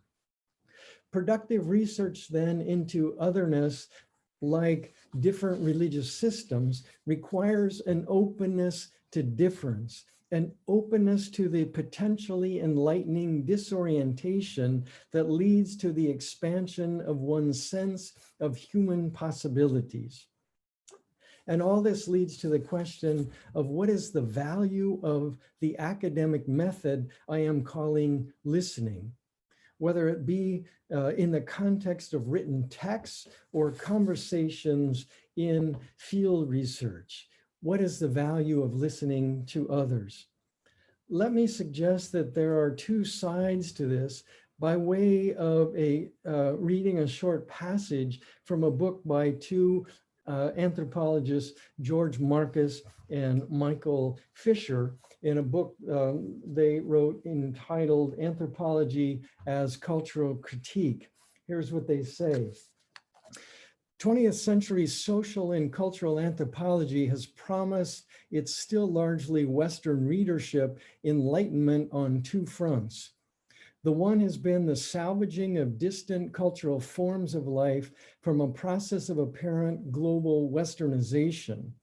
The other promise of anthropology, one less fully distinguished and attended to than the first, has been to serve as a form of cultural critique for ourselves. In using portraits of other cultural patterns to self-critically reflect on our own ways, anthropology disrupts common sense and makes us re-examine our taken for granted assumptions. The first promise referred to here addresses the value of otherness and appreciation for cultural difference, and perhaps even working to protect it. One can contribute to more harmonious relationships between societies and in the world, and perhaps within complex societies, as is found today in the United States and India. As I've already spoken about this, let me move more on to the second promise the two authors refer to. Serious, or I actually like the word playful, which is a serious term for me. Serious study of another cultural mode of being leads to perspectival enrichment, breaking out of the assumed, questioning the norm in one's own society, seeing from new angles, and thereby perceiving more. To be stretched by an encounter with otherness has long been a major agenda in the humanities. The recognition of the expansive potential in cross-cultural encounters is an important feature of anthropology as cultural critique. Here, anthropology is an approach to knowledge that provides understanding of differences as it critiques the limitations of one's own culture. The anthropological perspective can serve to dislodge and bring into question assumed ways of being in the home society. As it provides consideration of other ways, it pulls the authoritative rug out from underneath the taken for granted nature of reality. This disorientation engenders fresh perspectives on vital and often unexamined issues within one's own culture. Let me draw my formal comments to a close by looking at how this pertains to my own recent research, which I would generally place in the field of religion and ecology. As a field, religion and ecology examines religious worldviews to understand how they affect human conception of and behavior toward the non-human world or non-human entities. Much of my own interest in otherness and difference is driven by the increasing sense that we, and what I mean here, I suppose, by we is primarily the modern Westernist worldview now exported throughout the world through globalization. So that we have got it wrong when it comes to the relationship between the human and the non-human. And I think the environmental crises we're experiencing at a more rapid and severe level today is a driving factor in this kind of questioning. We've got it wrong. I, as well as many others, think that this calls for a rethinking of our conception of an interaction with the more than human world. And religion plays a vital role in defining our relationship with the larger world in which we live. This is what ecology is all about, those relationships. The environmental historian Neil Evernden, in his book, The Social Creation of Nature, sounds a lot like social construction of reality, I'm sure he means that. He writes, the so-called environmental crisis demands not the inventing of solutions, but the recreation of things themselves. What he has in mind is that this means a transformation in the social construction of the non-human world that has led to the modernist disenchantment of the world, as Max Weber puts it. That disenchantment that has led to a complete separation of the human from the rest of the world, I would say to our detriment. My own work, which is written primarily for an American readership, aims to offer alternative views to the multitude of non-human entities that inhabit our shared world. a consideration of reverential attitudes towards rivers, trees, and stones in the Hindu religious culture of India, my own work, opens up and contributes to new possibilities in the conceptions of and relationships with the more than human world. This invitation into a deep consideration of alternative human relationship and interaction then with the more than human world, I believe lies solidly within the realm of anthropology as cultural critique. I have learned much by visiting the shores of sacred rivers, sitting beneath holy trees, and witnessing the worship of stones as embodied forms of divinity, and by spending days and days and days listening to those involved in the worshipful interaction with these natural entities. And I write books to extend the lessons I have learned to those who are open to joining me in this educational adventure. So let me just conclude my formal comments by saying I hope some of what I have shared with you about this adventure is of value to you in thinking about conducting your own research. So you've all been very patient listening to me go on and on here for some time. I would now like to stop and listen to the comments and questions that you have to offer in response. Thank you, sir. Thank you so much for your presentation. I have no words to express because I was totally mesmerized and I was trying to understand each word and to enhance my knowledge. And we have two questions till now. One is from Dr. Rurika. So her question is, what about biblical injunctions against worship of stone images as vacuous or something similar? How would you compare them with the modern evolutionary approach?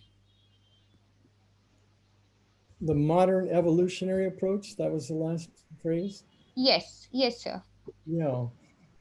I'm not exactly sure how that's being used, whether that's a biological notion of evolution and cultural notion of evolution, which I guess I would reject. But in a sense, yeah, I want to acknowledge that that there is a debate within religious traditions, and I mean even within singular religious traditions, and I'm thinking of Hinduism in particular, about the value of validity of worshiping a stone or a stone image. And my own reference to the worship of stones as embodied forms of divinity refer to the Govardhan Shilas that are worshipped around the Govardhan mountain. So that there was pushback on that. And I didn't catch enough of Professor Sen's comments earlier this morning, but he referenced a figure like Ramahan Roy, which very much pushed back against the worship of embodied forms of divinity, my gloss for Murti, right? So Ramahan Roy was very much against Murti Puja, image worship, as it's often translated in texts. That's complicated, and he certainly was drawing from elements in his own tradition and read the Upanishads in a particular light, where say in the Brihadaranyaka Upanishad, it is certainly stated that Brahman is formless, is amurta. But in the same passage, it also states that Brahman has murta. So there's a debate that has happened. Is Brahman nirakar or sakar, right? Is another way of putting that, I suppose. So I guess I want to acknowledge that. But I would say that Ramahan Roy, writing and being well situated in the colonial center of Kolkata at the time, was deeply influenced by the presence of the missionaries and colonial scholars who were critiquing this element within Hinduism. And in many ways, I think one can look at Ramahan Roy's articulation of what he called the true Hinduism would be a way of salvaging Hinduism in the face of those kinds of critiques.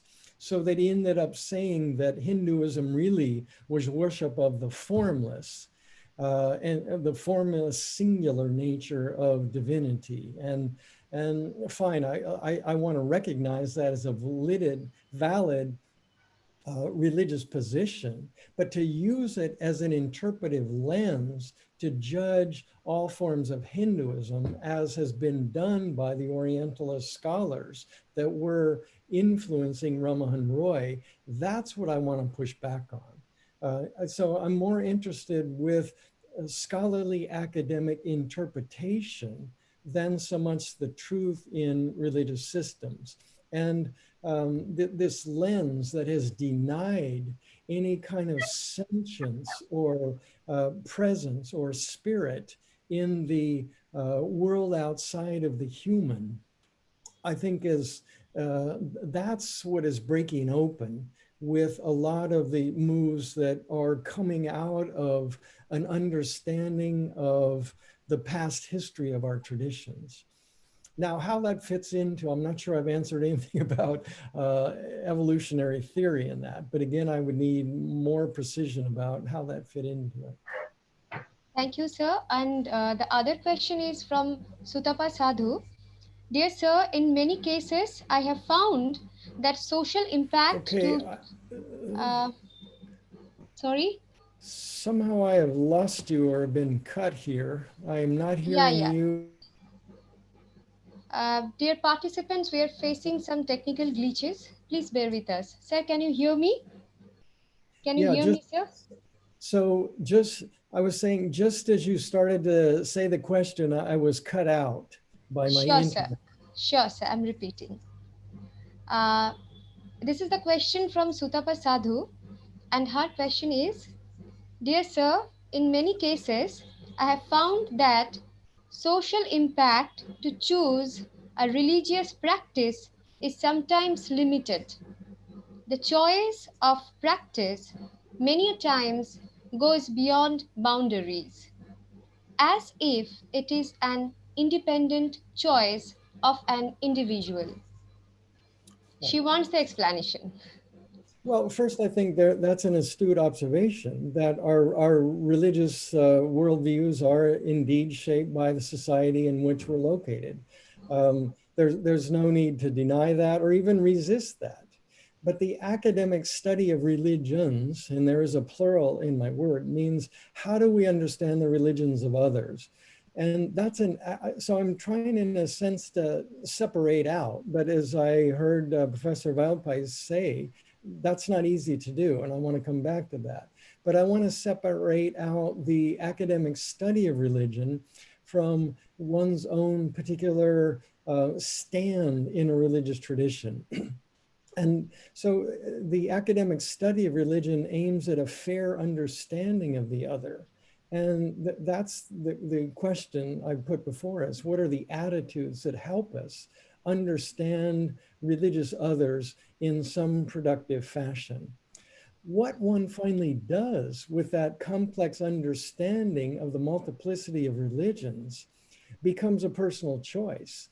And it might put one in conflict with one's own family or social background. That is a possibility, but it's not an inevitability. Often it might actually enrich one's understanding of one's own religious traditions. So I don't think there's a foregone conclusion about the relationship between the academic understanding of religions with great plurality there, with an aim of understanding religious others. And taking a particular stand in a particular religious tradition. Again, often in most cases, and I think that does involve a continuation in one's own family religious tradition, but it does not necessarily have to take that outcome either. Thank you, sir. And it's the last question. I can't resist myself uh, from this because please forgive me if I ask anything which is not that much full of knowledge, because as I have already admitted that I am a novice in this field. So as we have seen in the Indian philosophy, the concepts of Purusha and Prakriti. And as we have talked about the sacred rivers or like the holy trees, but on the other hand, we have seen like how the people they pollute the water of the holy rivers while performing the religious rituals. On the other hand, when we are talking about the holy trees or the sacred trees, we have also seen like how people cut the trees for their own benefits. So here, what is important, the religious beliefs or the mass education to protect the environment or the ecology? Well, a simple answer to that is all of the above are important. Um, you're right. Again, certainly no need to apologize for the question. I think it's a great question, as most questions are. And maybe another answer would be this is precisely the question that I take on in my first book, River of Love in an Age of Pollution, about the Yamuna and pollution of the Yamuna River, as well as my book, People Trees. How is it possible? How do we put these together? And I think in the field of religion and ecology, one cannot make the naive claim that environmental issues were addressed in early texts, because the environmental crisis is a radically new human experience that we are living today. That's not to say, so we can't read texts as simply directly addressing the environmental crisis. And I think we begin by acknowledging that. But that's not to say that religious traditions don't provide resources for thinking about ways of addressing the environmental crisis today. So I'm aware, I have lived in Vrindavan on the shores of the Yamuna River, south of Delhi, where the Yamuna is the most polluted section of river in all of India.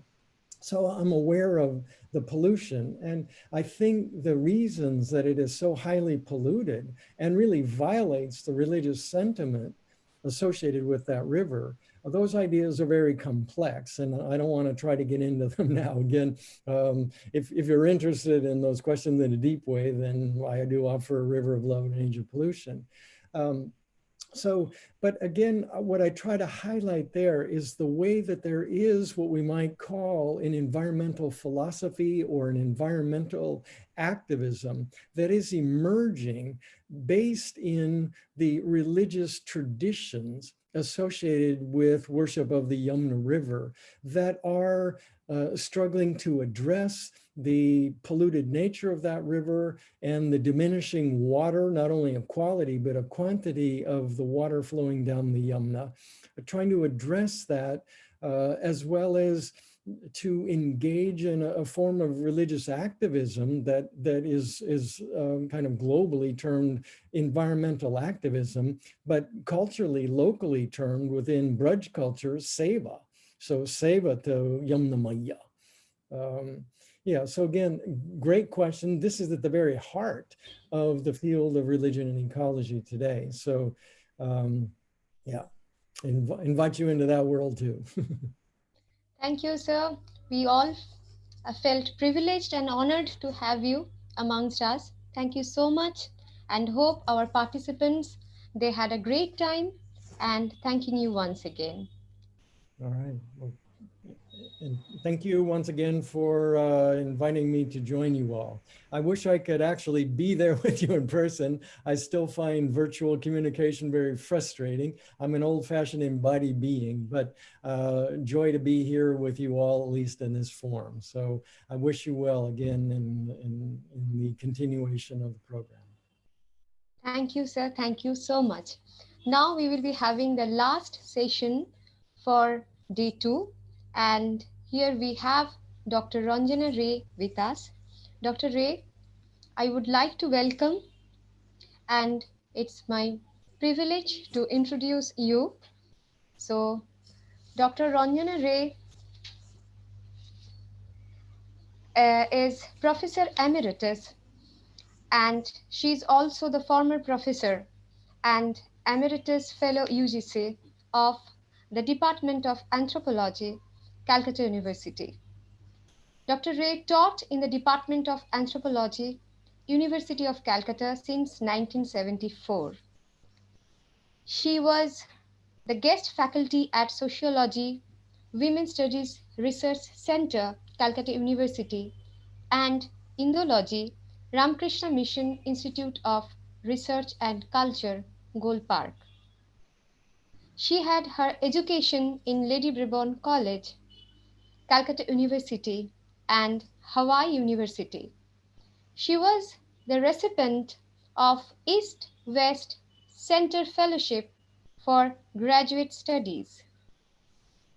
She got research experience for 56 years.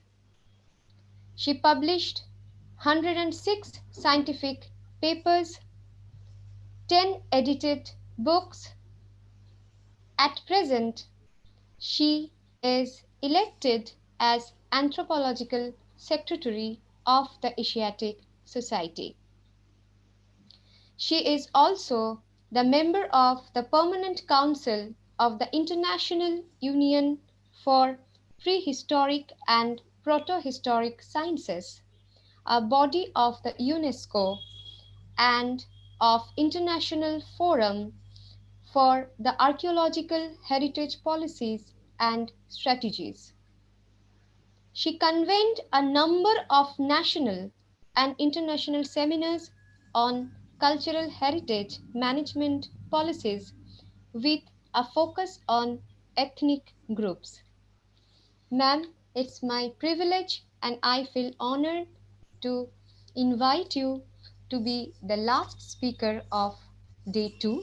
And ma'am, you have a PowerPoint presentation. So would you like to Yes. show your presentation by yourself? Yes, if it happens, I'll try because shall I try it now? Thank you very much Yes, for yes, giving ma'am. rather illuminating lectures and interesting. I was engrossed in it. So I'll try now. Okay. It says share, Otherwise, we are always here to help you. say share the screen. Okay. So the full screen, then share. You are sharing the screen. What happens?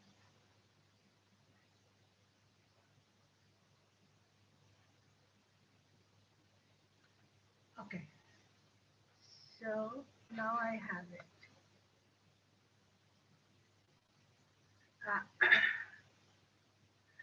Uh, as you can see from the, uh, We no, can see the slide, ma'am. you It's can, visible. okay, Yes. good, good. So it's mainly as the theme of the seminar told that it should be on research methodology and social science. But my focus is heritage. Now, Indic is also simultaneously used as Indology, which are things which are related to South Asia.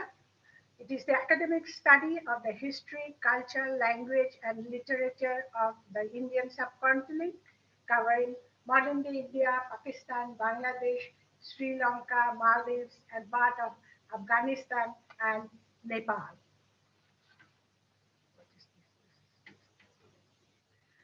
So, Indology as a subject is really started by the British era, and but it has got a long history, and it goes back uh, to the classical study where Megasthenes, as you know, he came to India as an Greek ambassador to the court of Chandragupta Maurya, And on the basis of his experience of his stay in India, he composed a 4-volume book called Indica.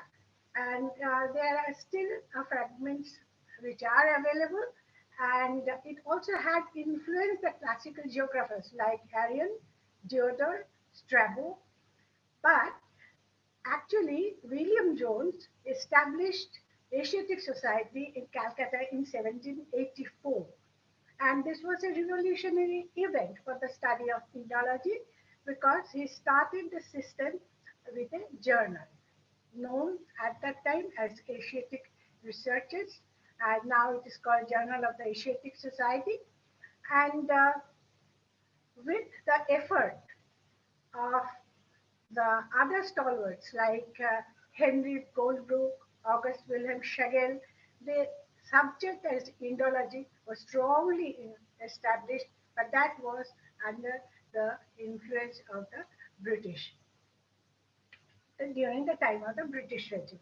Now, since I am an anthropology, where and anthropology is a social science, I would like to more focus on the approaches that we take for the study of culture and heritage. And as you know, there are major branches: physical, sociocultural, archaeological, and linguistic. So, in a way, it is a holistic study of man, starting with biology, the behavioral aspect, the earlier evolutionary aspect, and then linguistic anthropology. All of them are interrelated to each other. Biology is the important factor.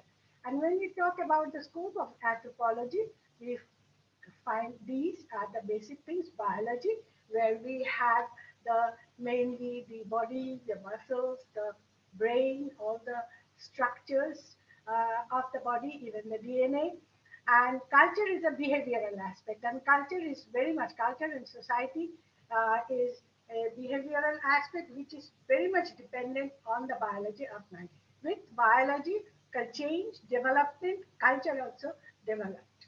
And environment, because environment varies from one area to the other, and it influences the biology, it influences the culture, it influences the interaction of man in the environment to live. Space is important because space varies, environment varies from one space to the other, and then also time. Time, because when we talk about mankind, when we talk about our culture or heritage, the time is involved, and time factor is also very important. So these are the basic scope. And this is a diagram which I have taken from one of the textbooks, where you find all the 4 elements which are based on the basic research, and then there is the applied value of the same too. Now, this is a small, and we had enough of methodological explanations yesterday, so we are very familiar with this. This is just an outline where we say that the approach for cultural study is multidisciplinary. Each branch have their own methodology, and often they are overlapping with each other. Research design is the next step, where we depend on a clear statement of the research problem. So it varies from problem to problem. Procedure, technique that are to be used for gathering information, method to be studied, methods to be used for processing and analyzing data, and finally, it can be summed up as library work, background study, then field work, analysis, and finally, report writing. Now, the anthropological methodology or the approaches that are taken for understanding culture and heritage. Geographical is these are all multidisciplinary. So geography provides us with an idea about the space, latitude, longitude, where the thing is found, what kind of environment prevailed in that area, and thereby we get to know about ecology. And culture is very important because we know there are some points where the culture has begun, and some of the discoveries were made. So focus, area of the culture, distribution of culture, and also diffusion of one culture to the other culture. These are all we depend on the geographical methods. The geological method is very important. You see there we get the geology, what we call stratigraphy, and there are various kinds of stratum that are present, and these vary depends on the geological law of superimposition, where we say that lower the stratum, earlier the date, if it is not disturbed. And so anything found in the particular stratum can give us an idea about the time factor and also environment, because the composition of each of the stratum tells in what kind of environment was responsible for the formation of the particular stratum. And thereby we get to know about the ecology. The paleontological approach, this is also part of geological approach. This is also part of zoological approach. This is also part of botanical approach, where we study fossil. Fossil not only of man, of animal, and also of plants. And this gives us, because some of the animals are time bound, time specific. So when we find a fossil, even if we don't know any date, we can always say that this was a warm kind of animal. So warm loving animal lived here, so the climate must have been warm, and simultaneously for other kind of climate, and thus we can reconstruct environment on the basis of paleontology also.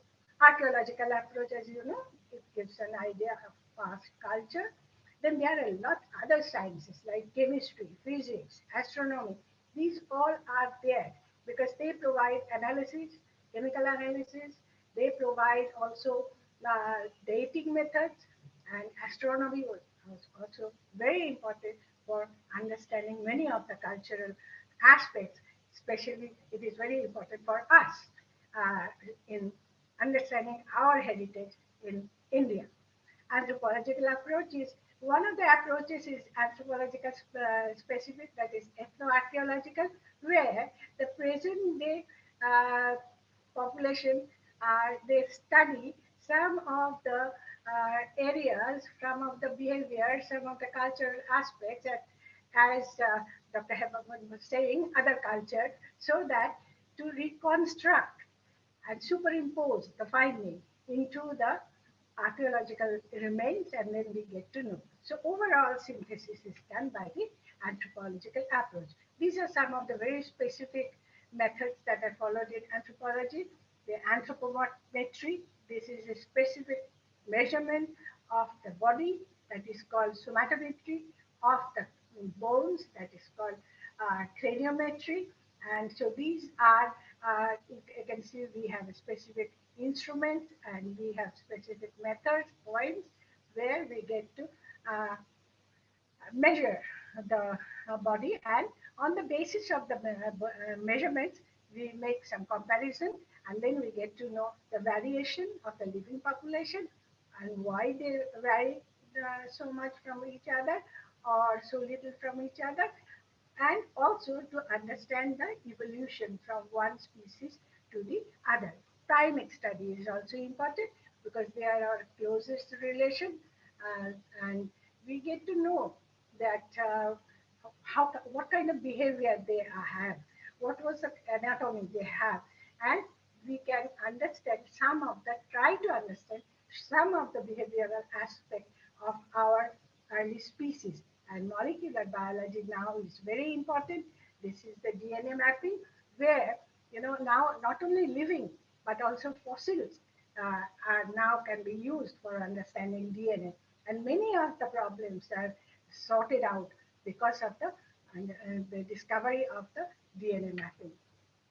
The anthropological approach for index study is used in comparative anatomy and with anthropometry, reconstruction of stages of man, both biological and cultural, total synthesis of biology and culture of man in India through time and space.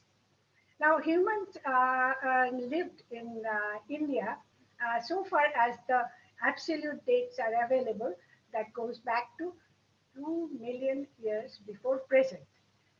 Then came, it was the group that first came, and there is a theory that the first migration took place, first man evolved in Africa, then it spread all over the world. And so the first group came, they were Homo erectus, not the same species as ours, but we belong to the same genus, Homo erectus. And he was mainly stone user, but then there was an evolution which gave rise to Homo sapiens, and this we call ancient Homo sapiens or archaic type of modern man. And then we have the true Homo sapiens sapiens, that is what we are.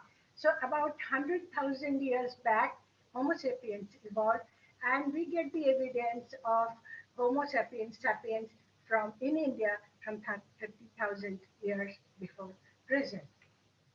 Now, the cultural stages are divided into Paleolithic, when men used mainly stone and they were hunter gatherers. Now, throughout the Pleistocene time period, that's the geological time period, up to 10,000 years, Paleolithic culture prevailed, and we call this period on the basis of the geological time scale. Then we have Mesolithic culture, where you see the man has become now a full-fledged modern man, and it is in the Holocene time period. It has evolved 10,000 years BP. Now they were still hunter-gatherers, but the thing is that they were no longer hunting or gathering any animal or any plant, but they were species specific. They were very choosy. And then came Neolithic State. And Neolithic State is where the food production, no longer they were in search of food, collecting food from nature, but they were the producer themselves. Then came, now all these three stages belong to Stone Age. And in the next stage, humankind discovered metal and metallurgy started. Now, the interesting thing you all know that there are stages like copper stage, copper age, bronze age. The metal age is divided into different categories. But ours here, we have a terminology which is called chalcolithic. Chalcolithic means both metal, that means copper, and at the same time, stone where we use. As you see, metallurgy is a very specialized craft. So it was very costly too. So common people still went on using stones. So that's why we had to choose a new name, and we call it chalcolithic, and it rather coincides with this way, the sort of culture that are found in other places like Europe and all. And gradually then next iron as metal came, and iron has a great advantage over copper or bronze as a metal. And if these you see, this is the hunting weapon, but they have got the sickles.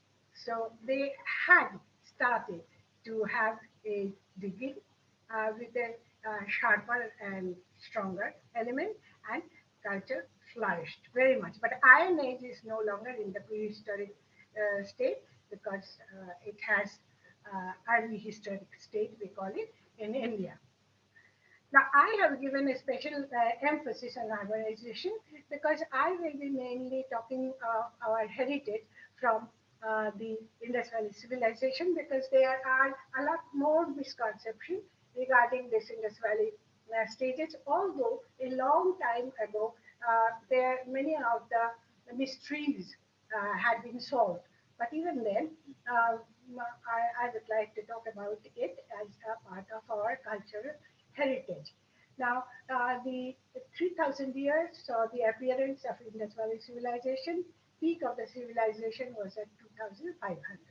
Now, this urban, why it is called urbanization, urban? Because there are, especially Child, he had said that there should be 10 specific characters, which actually gives a definition to urbanization, that is great increase in the size and settlement, institution of tribute, taxation, monumental public work, art of writing, beginning of exact sciences, arithmetic, trade, full-time technical specialists, privileged ruling class, organized society on basis of residence instead of kinship, which led to state formation and the revival of natural art. So life became much more comfortable than it was earlier. Now, this is the moot point about understanding culture of India. development of culture in India was not unilateral. That I what I have just shown: Paleolithic, then Mesolithic, then Neolithic, then Chalcolithic, then Ionic. No, it was not unilateral. Maybe we sum up and give this unilinear picture, but it was not like it was never synchronized. It was rather diversified. Many of the times when hunting gathering, there are lots of people who are still hunter gatherers, although they started at a time period earlier than those of even Neolithic or urbanization, but they are still there, we find, and we call them as cultural backwater, but they have their own space, own culture, own behavioral aspect and society. So folk culture and urban culture, this is I have tried to show in the map that how these are the diverse land of diversity and diverse culture. So now I come back to again to the composers of Rigveda and also of a river which was equally important in the Indus system, and that is the river Saraswati. River Saraswati is a lost river. It is a lost river which had now it was flowing through the Thor Desert, which has now been had disappeared into the desert sand. Only up to the Gangar part it is there. Now, what happened that in around 1900 BC there was a tectonic movement, and because of this tectonic movement, the course of Saraswati or there was also a tectonic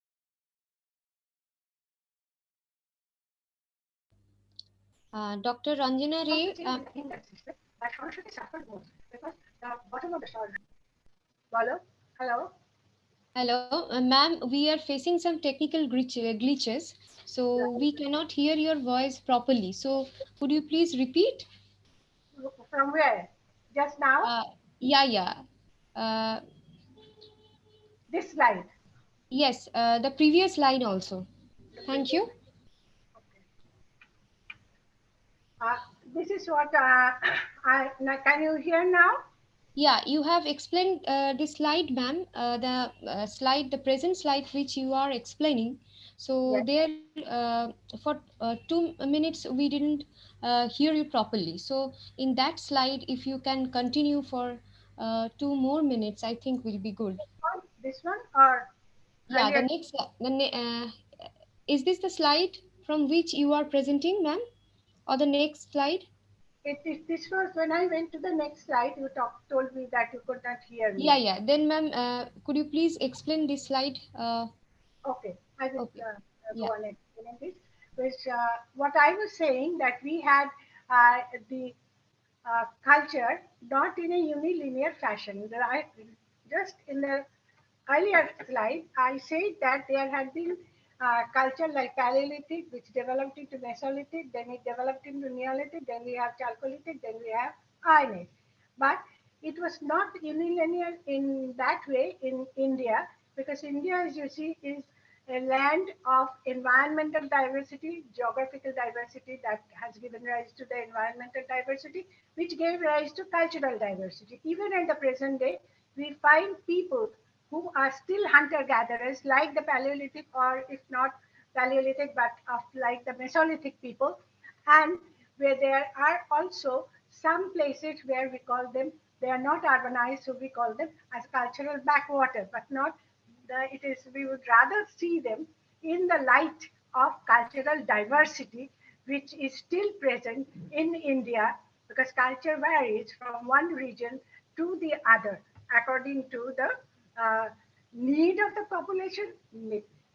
There is a need theory when people say that people did not, when they are satisfied with and at equilibrium with their economy and with their environment, they don't need to change further.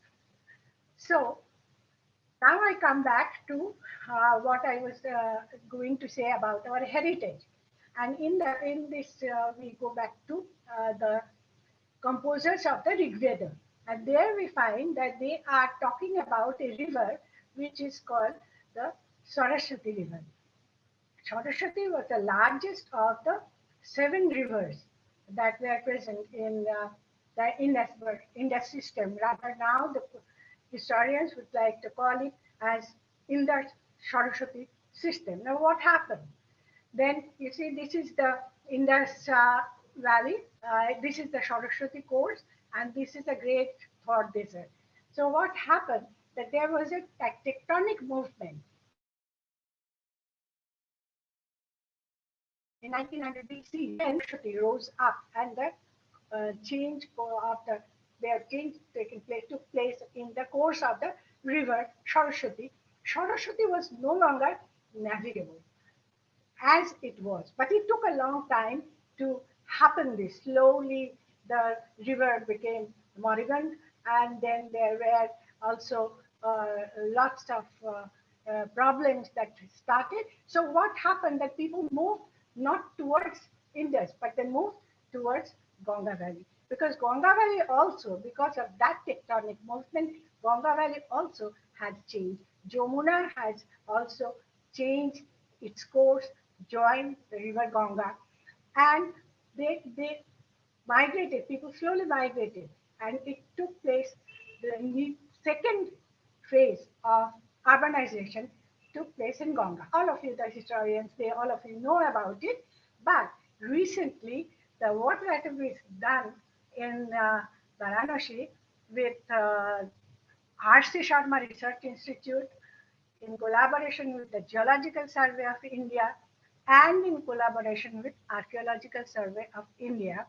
They have, the book has been written by Vidula Jaiswal, and they have found out that the Ganga Valley was not suitable for human habitation. The valley was not formed until 7,000 years back. From 7,000 years back, it was suitable for habitation.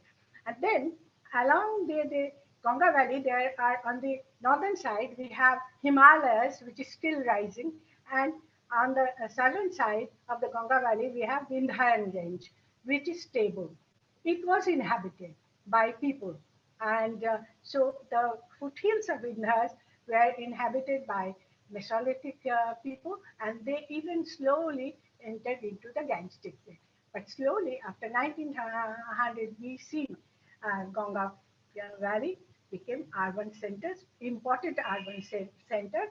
Iron came into the valley at around 1200 BC. So people would say, historians say that Iron Age began roughly around 1200 BC, but we cannot fix it like that.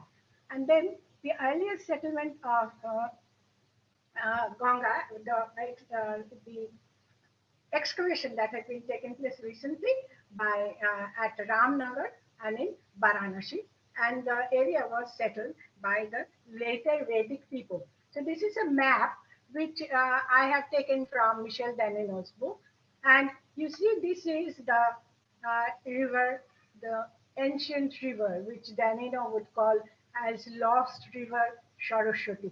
And you see most of the sites of Indus Saraswati system are now here. These are all found after independence, and these are all, most of the sites are here, less than compared to what are there in the Indus. So Saraswati gives us a great clue about our early culture.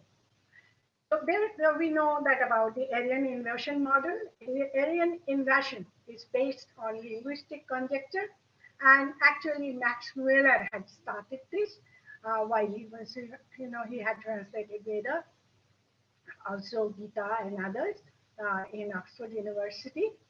But there was some misconception. Not only that, but at the same time, there was some Eurocentrism. And not only Eurocentrism, but at the same time, there was less amount of archaeological data. So for that reason, this kind of conjecture was made. And if you read into the book of Mortimer Wheeler, you will find that in 5 writings he had written that we are making this conjecture because of paucity of data.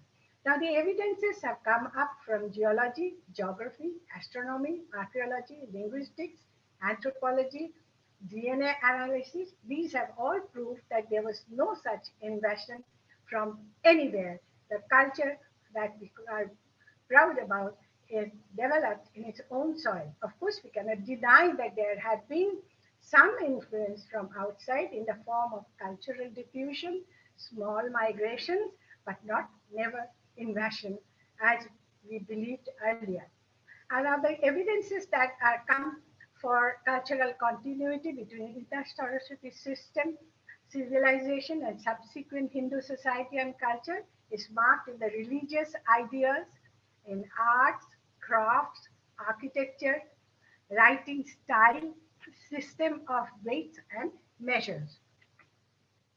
I want to mention this work that has been done in Center for Molecular Biology, Hyderabad, and Professor Lalji Singh was the head there, and he has written presented a paper in a seminar, and which is published in a volume. They are Mystery of Our Origin. The name of the paper is Mystery of Our. Now, what is there? This is the map, and you see they had taken mitochondrial sample from the various groups of people from this is the Andamanis, the yellow orange one is from the Andamanis, and then the green ones are Austroasiatic, these are linguistic speaking people, Austroasiatic group, the green points, then Dravidians are the blue ones, Indo-Europeans are the red ones, and Indo-Burman are the pinkish ones. So they have taken the mitochondrial sample, and you see they have taken their sample from all kinds of groups, starting from Kashmiri Brahmins, Pundits, Kharia, Urumba. These are all the Australite, Bhil, and Santal, Tharu, Vaishno. These are the people as well as Kashmiri Brahman, Pundit, and also such other things. And they have plotted them. And when the mitochondria of the Indian people, of which we boast about having a different kind of caste structure or being a tribal, difference is only 0.01 in the mitochondrial level. So that has proved that the migration might have been, there had been lots of people like Greek invasion, there had been later on many more invasion, but at the base, we have all the same mitochondrial feature. Now we come to the script. Script, as you know, it is an enigma. Though people have tried, many people have tried. Esa Rao had done some work, but contradiction remains. That is why I think it is still proto-historic period, because the writing has not been deciphered. And this is the, this begins with this, the Dholavara, we begin with this. This is the signboard, which is found on a northern gate at the Indus civilization site called Dholavira in Gujarat, in the Kutch area. And then in the script, you find that there are so many evidences of in the script and in seals and in pottery and other places that you get the seal, the script. They had definite script. And then when we look at the Brahmi script, this is some of the attempts that had been made for study. The Brahmi script, because Brotin Bandyopadhyay, he was a great person who had done a lot of study on the script of ancient India. And you see, this is the Brahmi script. Ashokan, it is found in the Ashokan edict. And then the later derivation of Brahmo script is found during the Gupta period. And so he was a scholar, expert about this. Now, what I can show is the earliest writing on a Torah terracotta, which is found, and this has been deciphered, and it says that a sacred land bounded by Saraswati, Ila Vattati Vara. And now we come to the Indus Valley civilization, which I have just explained, and this is just a pictorial version. This is the extent of the Indus Valley civilization. And then we have the Ganga Valley, which is very much well established at the present moment with the work that has been done in last few years by the people in that area with geological survey, as I have said already. And Ganga Valley, gradually, there were two in Upanishad and other, you get the evidence that there were two place, ways of entering. Uttarapath along the foothills of the Ganga and Dakshinapath, that is along the Vindhyan range. And gradually here the urban center from Rishi type of habitation, ashrama type of habitation, gradually the great Janapada and the cityscape. And at this juncture, there people had discovered iron, and iron became the monopoly, and the iron ores of Singhu became monopoly of the Mauryan dynasty, and thus the state formation was very much apparent. Now, this is another factor for understanding of that is Kritika Nakshatra. Kritika Nakshatra is the nakshatra which was present over the land of Saptashindava and in the Saraswati system, which was described in Rigveda. Now, Bal Gangadhar Tilak in 19th century had pointed this out, and he said that Rig Veda was actually composed in this land because the position of the Kritika Nakshatra showed that they were really on the land of the Saptasiddhava. That has been mathematically also calculated. Now, this is the Kritika, and you find that there are other constellations, how they are arranged and how it moves. Now, Kritika had very important role in under Indus Valley civilization. Citadel of Mohenjo-daro points to an east-west alignment because Kritika always rose from east and went to west during um, there when rose in east and went down in the west. And so they followed this. The Mohenjo-daro town planning, they followed Vedic astronomy, and this is attested by astrophysicists of the present day. And many things point to Harappan origin of Nakshatra calendar also. And Rigveda, on the basis of this, the astronomy is dated to 2500 BC. Science and technology was there, which all of you know.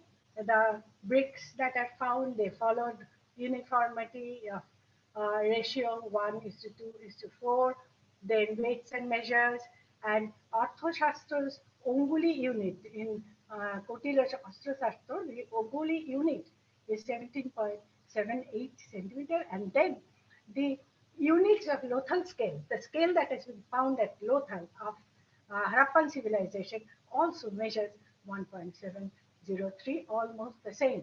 And use of decimal system was very much there. And for example, Rigveda itself is divided into 10 mandalam. The bronze technology, this is lost wax process, and this process is followed by our present day Dhokra artists.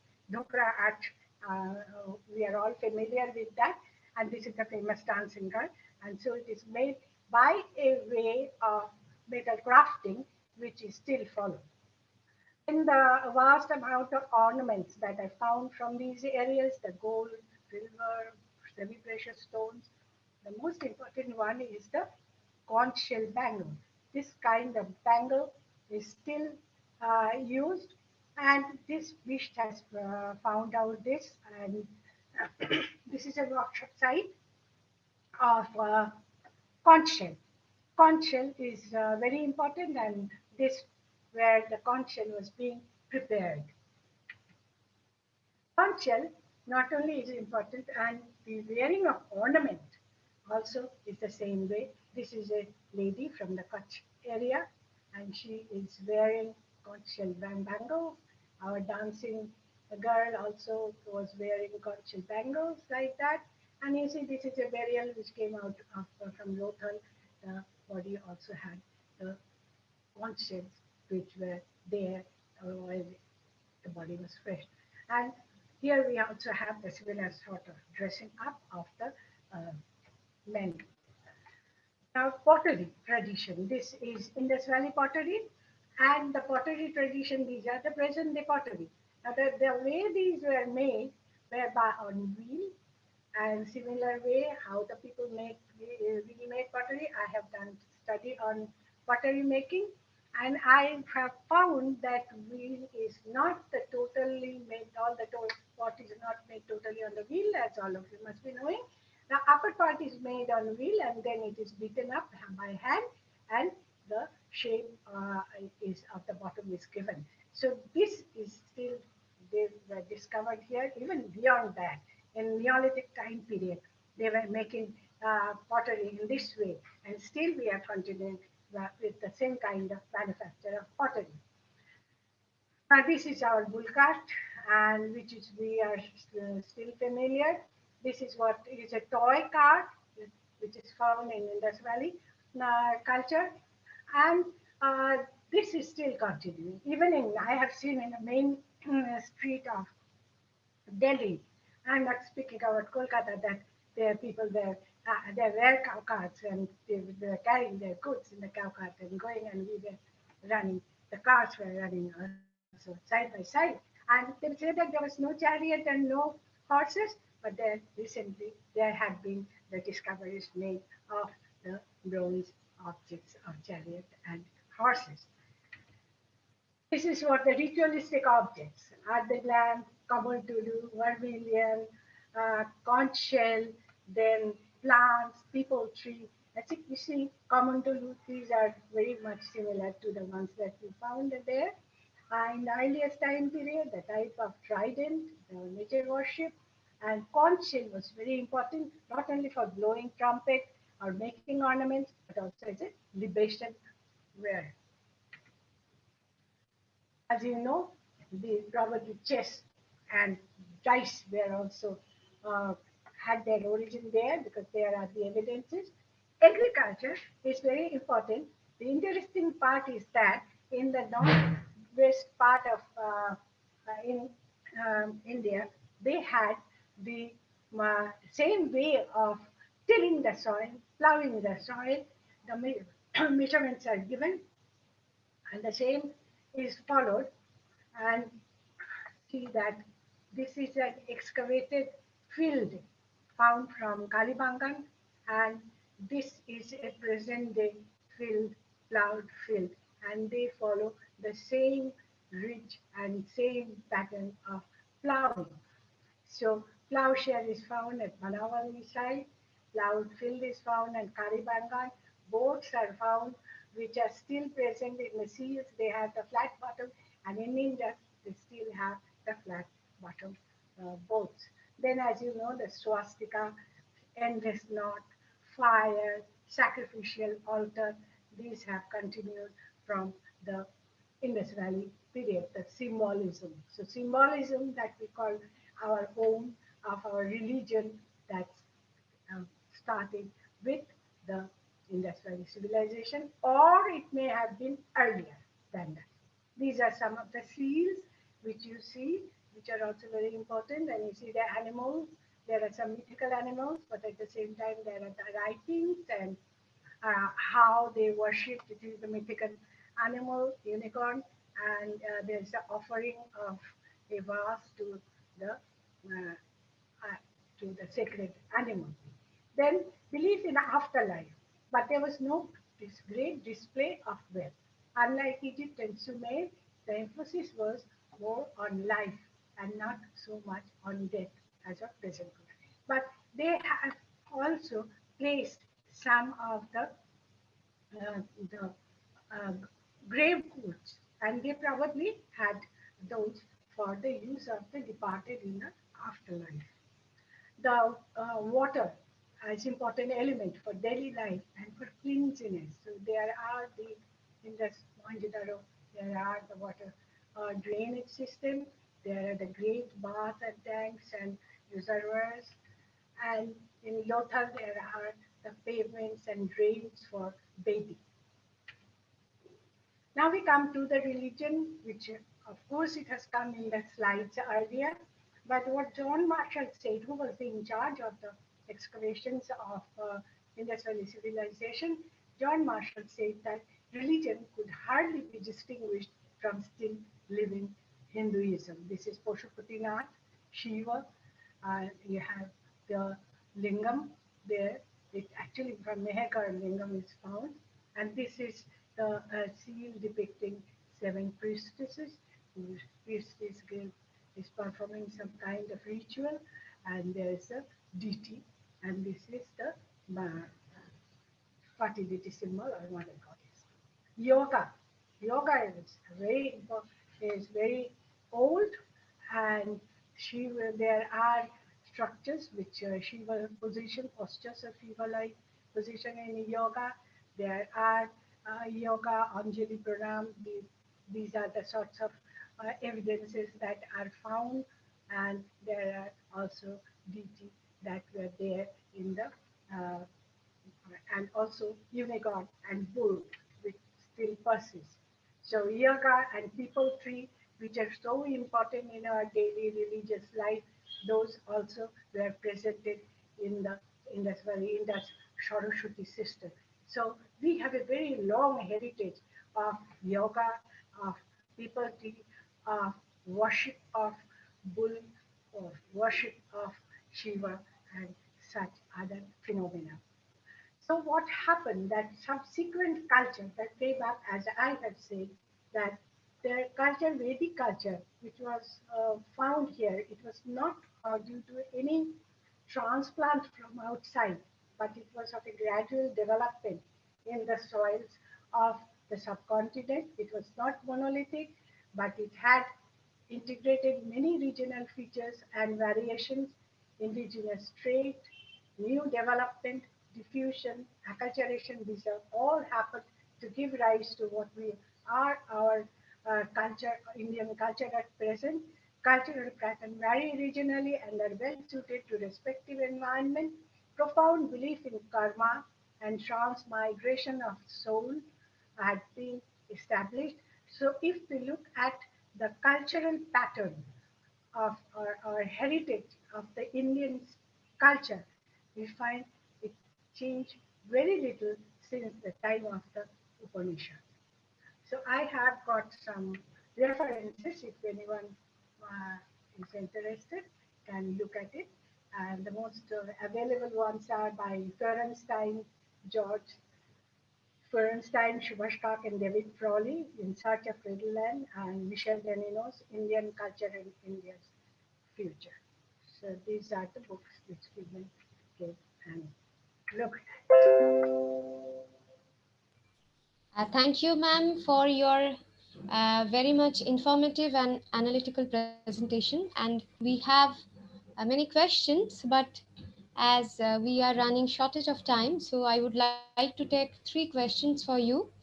So the first question is by Abdul Adil Parai, and his question is, what research methodology, I'm sorry, what research methodology can be employed while working on prehistoric cultures? Oh, those methodologies, I think I have explained. Uh, Basically, there are exploration and excavation, which are done to understand, to get prehistoric evidences. And then stratigraphy is also very important, and then analysis of tools, where petrology and other understanding are very important. To know about the prehistoric culture, you have to know about the type of stones they use and why they used and where they lived. So you have to find that site, you have to find the tools, then you have to get the dates, and then you have to reconstruct through paleontological evidences, geological evidences, geographical evidences. It's a multi-pronged approach which I use. But basically, you have to do exploration work and excavation work. Thank you, ma'am. There is one more question rather two questions. The second question is by Wujang Bobade. His question is new research about Saraswati by Dr. Vashant Shinde and team is authentic, or some scholars deny it. What's your opinion? No, I won't say anything because the new this Indus Saraswati system and the findings of Indus Saraswati system, these are uh, changing and developing with new and new evidences. So I won't be commenting on it. Uh, Whether it is to be believed or not, definitely they have got their own points, they have got their evidences on the basis of which they have made these conclusions. Thank you, ma'am. The last question which I'm taking, and I'm sorry, dear participants, as we don't have much time to take up all the questions, and we will be surely mailing your questions to our respected speakers. So, the last question for day two is by Dr. Akanksha Nathani, and her question is: so, if what you are saying is a historical fact, then what's the merit of Saraswati excavation that they are trying to undertake now? I don't understand what you meant by Saraswati excavation because Saraswati is the moribund river, and it is established that there was Saraswati by satellite, by excavation, and of course they have they have charted the course of the river by excavating the bed, river bed. And it is very interesting. If you read the books, you get to know that the Saraswati system, where it had been at that long time back in 1857, when there was so-called the Sipahi Revolution, that the soldier, British soldier, could go by a way which was actually the old riverbed of Saraswati, which later on came up, and they could get water at a very low level at those beds. And later on, large scale excavations, large scale work that has been going on still now, that had pointed out an excavation to on the banks. They are, of course, they are giving the sites of the early township, early centers, civilization center, which I have shown you in the map how much they are. So they need to be excavated because more and more sites are found out. The area is expanding of the industrial system. Thank you, ma'am. Thank you so much. And I would like to request you to stop your screen sharing. Now I invite Dr. Sheikh Makbul Islam, Associate Professor, Department of Bangla, St. Paul's Cathedral Mission College, Kolkata, and Director, Sri Jagannath Research Center, to give the vote of thanks for day 2. Sir Makbul Islam, please. Okay, so am I audible? Yes, sir, you are. Can you hear me? Yes, sir, Okay. we can hear you. So we really had a very meaningful session, and we can point out today's session as the confluence of knowledge of different disciplines. We have started this seminar with the paper of Dr. Romeo Shen, and we can comment that this is the first paper is the threshold of the entire today's session, because he addressed the issue of colonialism and post-colonialism, which was also addressed by David Heberman. So there is a continuity of theme and ideas between the two papers. On the other hand, the study of religion of India, this part was also addressed by Dr. Ranjana Rai. So just to, before I give my words of thanks to all the respected esteemed speaker, I would like to mention that Kenneth Valpy's paper, first I would like to say that he is a practitioner first. So whatever he has pointed out in his speech, he spoke from his realization.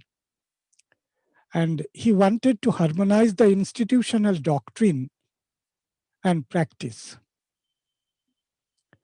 The second point is the metaphoric use of apple and orange was really significant. And to pick up some more clue from his speech, we can say that the issue of Shraddha, Abhyas, text, Murti and Leela. So he wanted to make a bridge between the Indian philosophical, religio-philosophical codes, because in Indian culture, Shraddha, Abhyas, they have immense significance. Shraddhavana labhate jnanam in Srimad Bhagavad Gita, or the Abhyasa Yoga, and so on. David Heberman, as I have pointed earlier, that he also commented on colonialism and hierarchy. The fundamental understanding of sociology of knowledge, this was one of his very significant comment. And the message was, we have to acknowledge the other. We have to recognize the other. Similar.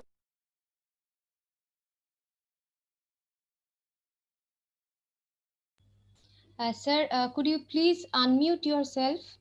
Sir, we can't hear you. Dear participants, please bear with us. We are facing one technical glitch.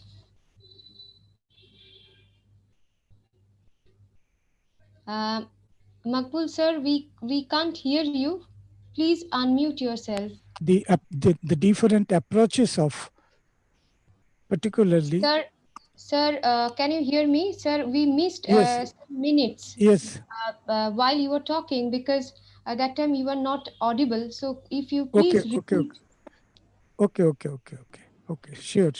Thank you. Kenneth Valpy, he wanted to harmonize the institutional doctrine and practice. So this is one very significant point. There should be a link between what we theoretically believe in or subscribe to and what we practice. We need a harmony between the two. He also spoke about Shraddha, Abhyas, and text, Murti, Leela. So text, it is Shastra. So these are all very significant codes of our indigenous culture. Shraddha, we are acquainted with Srimad Bhagavad Gita. Shraddhavana labhate jnanam. And Leela, particularly Leela, as we come across in Skanda Purana. Manusha Lilaya, Yatraste Daravatanu, Sri Isho Manusha Lilaya. So all the texts are there.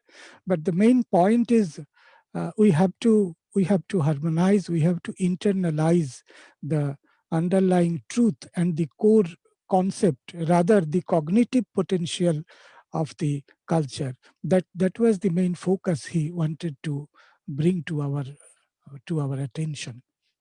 David Heberman, he also has mentioned very significant points.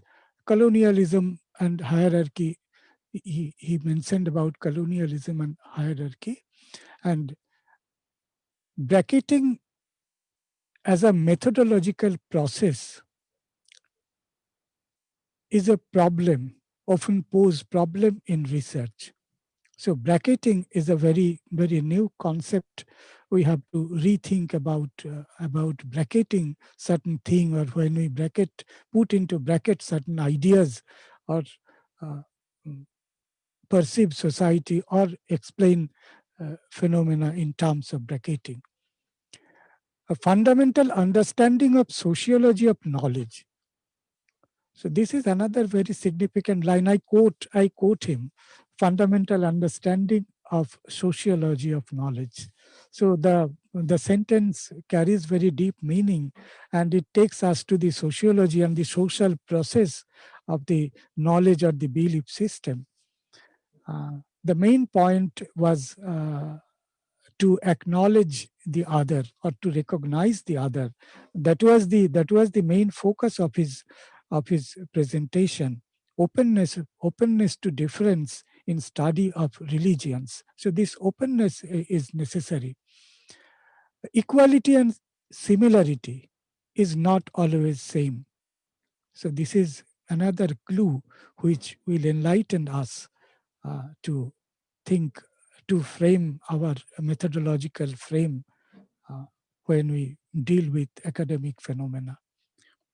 Dr. Ranjana Roy's presentation is really very beautiful, and he has drawn our attention to different dimensions of Indian culture, particularly from the point of anthropology.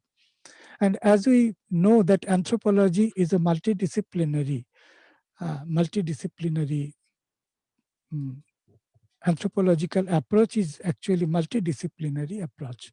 So she has pointed out the approaches of Indian culture, geographical, geological, archaeological, anthropological, and there are many approaches used in anthropology and sociology, even in sociology.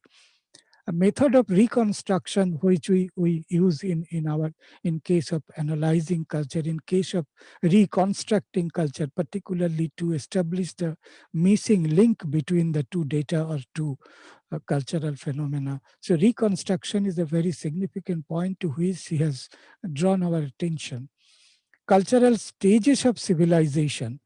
That was another part of her lecture, because in her slide presentation, she has shown are these cultural stages of civilization of the entire world. Starting from hunter-gatherer society to Metal Age to even to the modern age. 10 criteria of urbanization. This is rather a modern concept, a concept of urbanization, because as we have stepped into the new millennium, the issue of urbanization is being important day by day in our society, in our development program. So 10 criteria of urbanization is another codification of theoretical codification of concepts. And Indian cultural development was not unilateral. I quote her, Indian cultural development was not unilateral. This is really true. And from this point of view, we can correlate this with David Heberman's the openness of difference, because since it is not unilateral and since it is not monolithic also, so there is difference, and difference, we have to perceive difference from a very dynamic methodological point of view in contemporary research in social science. Folk urban culture, she pointed out about folk urban culture, and particularly the continuity of culture from past to present. The issue of cultural pattern, that is also very significant, because in our society, when we perceive culture, we come across with different patterns of culture, even within one cultural, within the frame of arena of one single culture, we find different patterns of culture, like the Vaishnava culture of Navadvip is something different than that of the Vaishnavism prevalent in Manipur, Imphal, among the Meitei communities. So cultural pattern is another very important point which she has to which she has drawn our attention. Overall, if we take the total academic input of today's seminar, we can say that this is really a confluence of different knowledge of different disciplines. So I would like to extend our cordial thanks to, on behalf of the organizers, I would like to extend our cordial thanks to all the 4 speakers, Dr.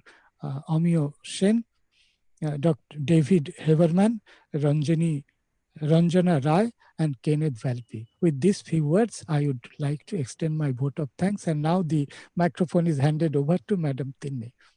Namaskar. Jai Jagannath. Namaskar, sir. And thank you so much. And now we are ending our sessions for day 2.